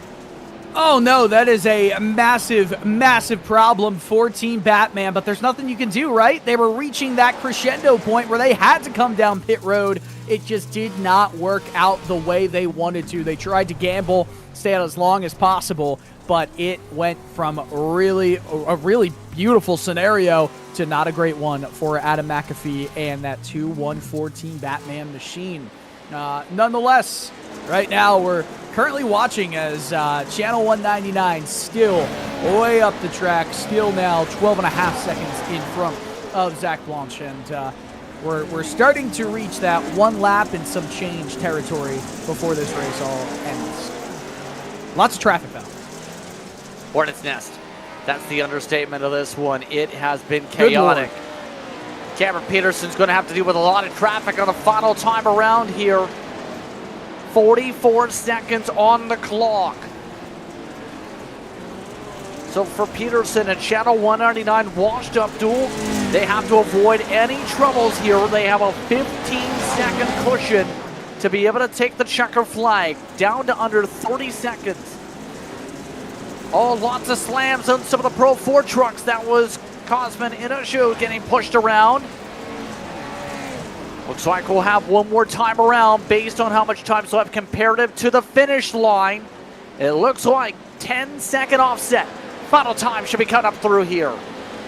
Yeah, what I'm seeing right now is 13 seconds actually, JP. So it did come down a little bit from the last time Just one more lap to go. I don't understand why he would take this risk. I really would have just taken the foot off the throttle and taken the checkered flag right there. But this is just, this could be an unmitigated disaster if something happens in front, like right there. Oh boy, he's got to get back going again, and he just barely was able to get the power down. My word. Jared Cockrum nearly sent hard to the inside wall. Car behind Blanche, still needing to dig, still 11 or so seconds behind. Half a lap to go. Peterson looks to sail his way on through. Last year, he's a part of the winning organization that took home the 2024 Group Therapy 100. Channel 199 went full send here today yet again. Starting things off with Connor Perry behind the wheel. Then Cameron Peterson picking up the mantle. And for this year, it's a checker flag coming up. Cameron Peterson will come up to the finish line and win the 2025 edition of the Group Therapy 100. A little bit too much excitement right there for Peterson, but as we go back to raise the bar and that Pro 4 truck class to see crossing the line and taking that class victory there is the number 13 truck. An awesome time right there. Now let's look back at the Beatles category. It's going to be the third highest running class all tonight. And that team definitely won that race. Team JP, what team? BDSM. Team BDSM, Ricky Harden. We hadn't mentioned this team much all night with the chaos that happened. They were able to pass JC Simsport, and in the very end, Harden and Don Runkle take a win. All well, Bennett to win it. Secures your final class victory. Well. A very, very good bit of racing. And I hope we see massive wrecks. All right, here's what we want to see. The flips, the spins. Who's going to get the award for the best looking wreck at the end of this race? I mean, some people are trying different things here with their celebratory wrecks, so to speak. A lot of people like to have some fun here is the understatement of the day, as we do have, for the most part, but cleanly going on through. But for the most part, an eventful one.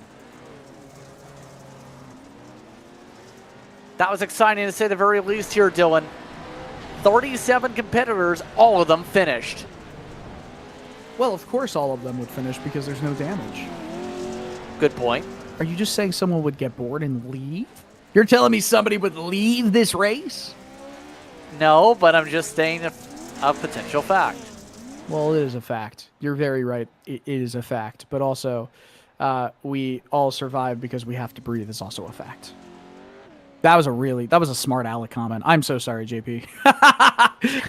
Channel 199 wins overall over Evan McSlowlane. Well, that's the perfect place for it with Group Therapy 100. Emperor in third. Raise the Bar and Boozy Racing top 5 overall. Raise the Bar winning their class. Bickford Motorsports, Team Batman in their top 4. Team Rick got a top 4 overall in the Subarus. Turn 3 Esports and Quanta Esports taking the top 10 overall, Dylan. Continuing down the order, Ed Smith in P11 with Ricky Harden in 12th, winning for that VW category. Devin Hughes in second there. Sullivan Bershinger in that 14th place in that 119 machine. The Jurassic Park Ranger machine. The Fighting Mongooses in that 75 in 15th. Ascension Racing 16th. Dirt Tracking SRV, or Dirt Tracking, my apologies, SRV in 17th, while Jeff Johnson's JG Racing finishes in 18th. And of course, Bennett to win it. Sean Winkler wins in that Pro 4 category. Eric Dubois in 20th place there. 21st on back, JP. 21st going to Paul Nelson, Chris Lunan taking their team into 22nd. Crime pays, but Sim Racing doesn't. I mean, in some ways it can pay. It pays if you're a broadcaster. Outlaw Esports Blue in 23rd. Move over at Speedy Time. Looked like a contender, but finished 24th. Then the 137 finished in 25th. Slowhouse in 26th with Grills in 27th. Kyle's Drywall and Demolition had a demolition derby at some point in the 6th lap down mark, 28th. Marcus Heyman, quiet race in Yes2Motorsport equipment. The blue car finished 29th. 30th went to Outlaw Esports Team Orange. Rest of the running order with Ascension Racing down 31st. Mink Motorsports in 32nd. The Jim Beaver Esports and Friends Machine had a bit of a rough start and weren't able to recover back, finish towards the rear. Rest of the runners included Red Slice, Ascension, Kinetic, and Aussie Racers. Aussie Racers led early. So Cam Peterson, he was part of the winning car. He's able to drive home back-to-back years a part of the winning team. Cam now joins the broadcast booth. Cam, how are you feeling being able to take home another Group Therapy 100? Well, I'll tell you what, I feel a lot better now that it's over. I was honestly working pretty hard at the end of it. The Subaru drives so differently from what I remember, and I'm so used to driving the Volkswagen with so much less power. So it was a bit of a struggle for me, to be honest. But luckily for me, Connor was able to pull through at the end of his stint, and happy to take home the W. So you talk about not as much experience in the Subaru. How is it trying to manage the different skill sets? Because we've seen 4 different cars, of course, here today that had essentially 4 different driving styles, so to speak, here. But of course, your driving skills have a wide range as well. We've seen in your iRacing career. Yeah, excellent question. I think, with a car with so much more power than everyone else, you'd think that the straightaways are easy, but they're not. They're just as chaotic as the corners, especially coming out of the hairpin corner, and you're hitting some whoops, and all of a sudden the car kicks sideways and you have to save it, and there wasn't even a turn to deal with. So having all the power, it's nice in some points, but man, it's a handful the whole lap. So, of course, this is also part of the end of the Vortex season. Your thoughts on being a part of an event like this once again and being a part of the series that Chris Leone, a part of the organization side of things for? Yeah, it's been wonderful. I think I've only missed one of these events in the past, 4 years. So I'm happy to see that it's still getting broadcasted. Super, super stoked about that. I love watching this back and being able to have loved ones and family members and friends be able to watch this, and the teammates, and laugh and joke about some of the mishaps that we may have had.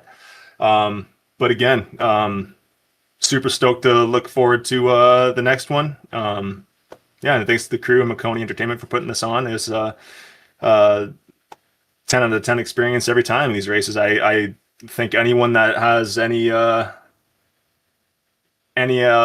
leeway into the Dirt Road series, I think they should be giving this a shot. Any shout you'd like to give here tonight? Absolutely. You guys, once again, at Maconi Entertainment. The guys on Channel 199, Sim Racing, Josh, Connor, Teal, Gecko, all those guys. Track Racer, Pimax, the girlfriend watching from home right now. I know she's waiting for me, so better get going. Thanks, guys. Congratulations on the win once again, Cam. Thanks, guys. Cam Peterson, off to go with the family members here. Able to come away with a race win. I know there's a viewing party that's built up actually in the transfer room. We have plenty of people wanting to go. We have raised the bar. Has a couple people here that are with Dylan. Aiden Beerline was the one who finished the end. I'm not sure what that sound was in the end, but Scott, believe he just sent in a correct correction of pronunciation. Marek, is it? Yes, sir. First time I've heard the Marek part joining in. They're with Dylan either way. Yeah, and that is a class win for you guys. That was chaotic. How'd you stay, calm through the chaos? You want to go, Scott? Sir. I've done endurance racing before, so this was kind of like just rolling to the pace. Especially, it was kind of like a mix of my 2 favorite things. I love endurance racing, but I'm not good at road, and I love Pro 4s, so it kind of mixed. So I was calm all race, wasn't getting nervous in any spots. We did have a little incident at the beginning that really hurt us, but we were able to bounce back and recover before even halfway. I feel like whenever you have to deal with all the different classes here when it comes to a dirt road kind of race. I'm sure this is not something that you guys necessarily have a ton of practice with. So I'm sure that adds an extra element of, you know what, we can take a few chances. There's no damage. There's nothing to worry about in that sense. Do you guys feel like that kind of helped throughout the course of this race? You know, that the calm from knowing that you could get a little bit physical and it should be okay. Yeah, for sure. I mean, having damage off helped a lot. Knowing that, like, you know, if you get damage, it'll get healed right afterwards, and that definitely calmed our nerves a lot. And just having space majority of the race, like not having people around us, really helped a lot too with the gap to second. All right. So obviously this is year 5 of this event. How often have you guys been a part of it? I don't know about Scott, but this is my second race. This is with my y'all. second one too. Yeah, our last one we won the overall and the Pro 4 division, so it's nice to go back to back here and continue the streak. Absolutely awesome. All right. Well, I'm going to give you guys the moment to say thanks to anyone you'd like to say thanks to and give shout outs to. I don't think we have anyone to thank, honestly. I mean, I got to thank my mom for watching and Jesus Christ for always supporting me, but I'll let Scott take the rest. Honestly, I'd like to say thank you to Aiden Beerline. I was actually having plans to do something like this with my family, but Aiden had a little trouble, and he signed me up basically last minute. So I was very thankful for him because honestly, we were a power move last race, so I just wanted to do it again. Raise the bar. Great community. Always positive, always motivated. And my parents for watching. All right. Well, guess what, guys? You guys are champions of the Pro 4 category. How do you feel about that? I did not know that. You just told us. That's straight off the presses. I'm telling you. It's true. You guys are the champions. That's awesome to hear, man. Awesome. Well, glad we could tell you the news, break the news in that way. But we'll let you get going here. Congrats on the racer, the class victory, and the class championship, guys. Yeah, thank you all for having us. Yes, sir. Thank you. Of course. And that was the Raise the Bar team. And JP, that's always nice to hear your champions. I surprised we didn't hear them get a little bit crazier about it. You know, you would expect to be fast on in a race like this, in a series like this, you would be just a little bit more chaotic with your celebrations. Indeed, but our next team, we didn't get the chance to mention them all tonight too much, but in the end, with some of the chaos that happened, the Beatles went to Don Runkle Jr. and Ricky Harden. First things first, I'll ask you, Don, how are you feeling about your team's perspective, able to drive home with the win after you guys were in third with about 15 minutes to go, and then all of a sudden you get to the final lap and you're in the lead? Yeah, I don't know how we did it. We just had an amazing start. I think that's what got us going. You have to get through that chaos, and Ricky and I were just dead set against not pitting, make sure we don't flip over, make sure we don't have to do anything that gets us towed, and just try to keep it clean. And Ricky did an amazing job there at the end.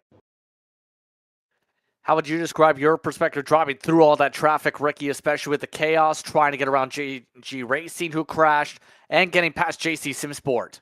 Yeah, I mean, this race is always the same thing. It's always about keeping all those tires on the dirt. That's what you got to do. You got to keep them out of the air. But what a night, man. I got to thank Yes2Motorsport, Miss Adventure, Jim Beaver for putting this thing together. What a dang race, man. And I got to take a moment because this means something extra to me and Don, I know. I want to dedicate this victory to Greg Biffle and his family. We had him riding on board tonight. He's a true racer, a legend, somebody who gave back to our community when we needed it the most, and he represents what the sport's all about.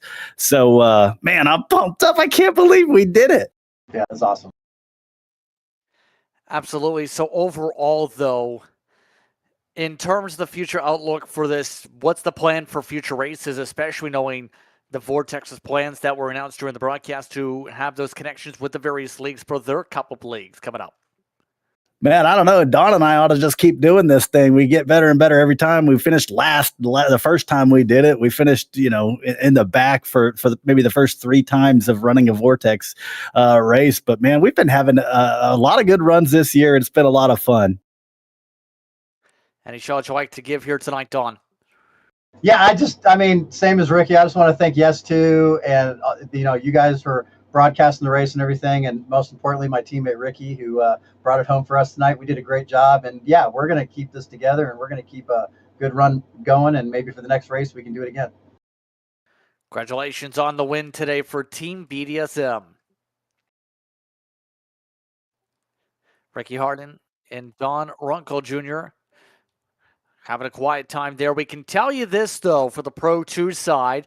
As mentioned, when it comes to Vortex competition, there are championships, and as some mentioned, Blizzard. there is some different pairings when it comes to that. One of the drivers that we can tell you for the Pro 2 championship was Sean Winkler. He had a different pairing of a driver for the first race they took part with, but today, his second pairing for Bennett to win it, and Zach Amps, I'm going to mispronounce this, my apologies, Zach Zem Anspacher ended up being in the wheel. He's with Dylan. Yeah, Sean and Zach, congrats on the class win. I feel like anytime you just get out of the car after a race like that, you kind of need to take a breather, right? You got to recollect yourselves. Just take us through that relatively easy victory for you guys. Yeah, I'm so fired up. No, that was a crazy race. Zach did a fantastic job at the start there, holding it together after getting clipped and flipped, and we literally were dead last. So, like I was saying in my earlier interview, we had to bin it before we had to win it, and that's what we did. Yeah, great job, Zach. Yeah, and I had the benefit to cool down there. I got out of the truck halfway through the race, so I'm good to go now. I'm sure Sean's a little tired there. But yeah, we went back and watched the replay. We were officially dead last there at the start of that race, so pretty good to recover from that. And it didn't end there. We had a lot of carnage to drive through in that first lap, so we got the job done. Yep. Yeah, I guess a lot of this kind of race just is about managing yourself through the chaos, not letting yourself get caught up too much in it. A fantastic job from both of you guys in that sense. But taking us through getting to that checkered flag and finishing it with a number of laps ahead of the second place in class. You were ahead of a good amount of just drivers from every category itself. What do you feel like the benefits, right, of that Pro 2 truck kind of can shine? Obviously not the outright fastest, but at least faster than a good amount of the drivers in the field tonight in other cars. Mm-hmm. Yeah, Zach? Yeah, I don't know. It's that there's really not much benefit to the Pro 2. I think we just drove it, to be honest with you. We don't have four-wheel drive. We don't have the grip. We don't have the power. We can't put the power down. So, yeah, not a lot of benefits to the Pro 2. We just had to keep it clean and manage it. It's throttle. I'd say it's a pretty durable truck, and it can take a shot. So like, Subaru can hit you, but you'll survive and they'll spin out. The Beetle can hit you, and the Beetle just kind of dies when it touches you. So it's a strong truck, and if you can keep it pointed forward, then you're in a good position. But like Zach said, it's hard to put the power down. It's 2-wheel drive. It's not necessarily the quickest thing out there at all. But you just stay in your lane and just let the abuse happen and drive through it. And we came out on top, so we're happy for that. Yeah, it's true. We are in a truck, so it is a little durable, but other than that, it's probably the hardest one to drive out there. Yeah. All right, guys, I'm going to give you the floor. Thank you. You'd like to thank, shout out who you'd like to shout out. Go ahead, Sean. Oh yeah, hey, obviously I'd like to thank Racecraft Academy and Real Broker and Next Level Racing, all you guys for putting on a fantastic broadcast. Really excited to watch this thing. It's going to be absolutely probably more mayhem than what it was in the truck, because I only saw what I saw, but what you guys saw was probably insane. So thanks for putting on a great broadcast, and Chris Leone for putting these things on. These are really fun, great way to end the year after a long, hard year of racing. It's fun to come out here and just race for bragging rights and leave it all out here. So thanks a lot, guys, and a big shout out to Zach. Obviously, he's super fast, and I love teaming up with him. He's a great driver, clean competitor, and I'm glad to have him as my co-driver today. Yeah, and I just want to say thanks to Sean, thanks to everybody involved here in the broadcast. Looking forward to watching this one back, and Chris for putting on these fun events. This is our second time working together, second win, so we're gonna try to stay undefeated for the next one. So yeah, thanks to you guys. All right. Awesome to hear it. And of course, thank you guys for putting on a great show. Congrats once again. Our pleasure. Thanks, Dylan. Thanks, guys. See you guys. All right. JP, those are the class winners here. What a night. What a night indeed. And by the way, the Beetle Light Champs who just got confirmation, Ricky Hart and Don Runkle Jr. can confirm, have won for their point standings in Vortex competition. Congratulations to Team BDSM for being able to conquer the competition and be able to show their dominance. Your final thoughts on tonight, Dylan, after what was an eventful one, to say the very least. This first lap was chaotic and set the tone for much of the way. Yeah, I always love, this is one of those races where that first massive run down to that first turn is quite special, right? It kind of sets the tone for the rest of the race, like you said. And I wouldn't necessarily say the rest of the race could equal that, because you don't have any track where you can go 12 wide and relatively remain unscathed all throughout. I mean, look at that. Just the scenes there of maybe the first 15 cars getting through those first corners without too many problems until, well, this happens right here. But awesome racing. Awesome fifth annual version of this race. And with that being said, it's just about time to say goodbye for tonight's coverage here on Maconi Entertainment. I'd like to thank you for tuning in for tonight's coverage of Yes2 Motorsports 2025 edition of the Group Therapy 100. Calling the action tonight was myself, Dylan Coyle. I'm not Dylan. I'm Justin. Dylan Coyle was alongside me with Howie Burrows producing for this evening's coverage. Thanks to our viewers for watching tonight's coverage. We hope you stay tuned for all our social media pages for our next race. Thanks to your entire staff for their work in bringing this racing to you. This has been a production of Maconi Entertainment. We'll see you next time.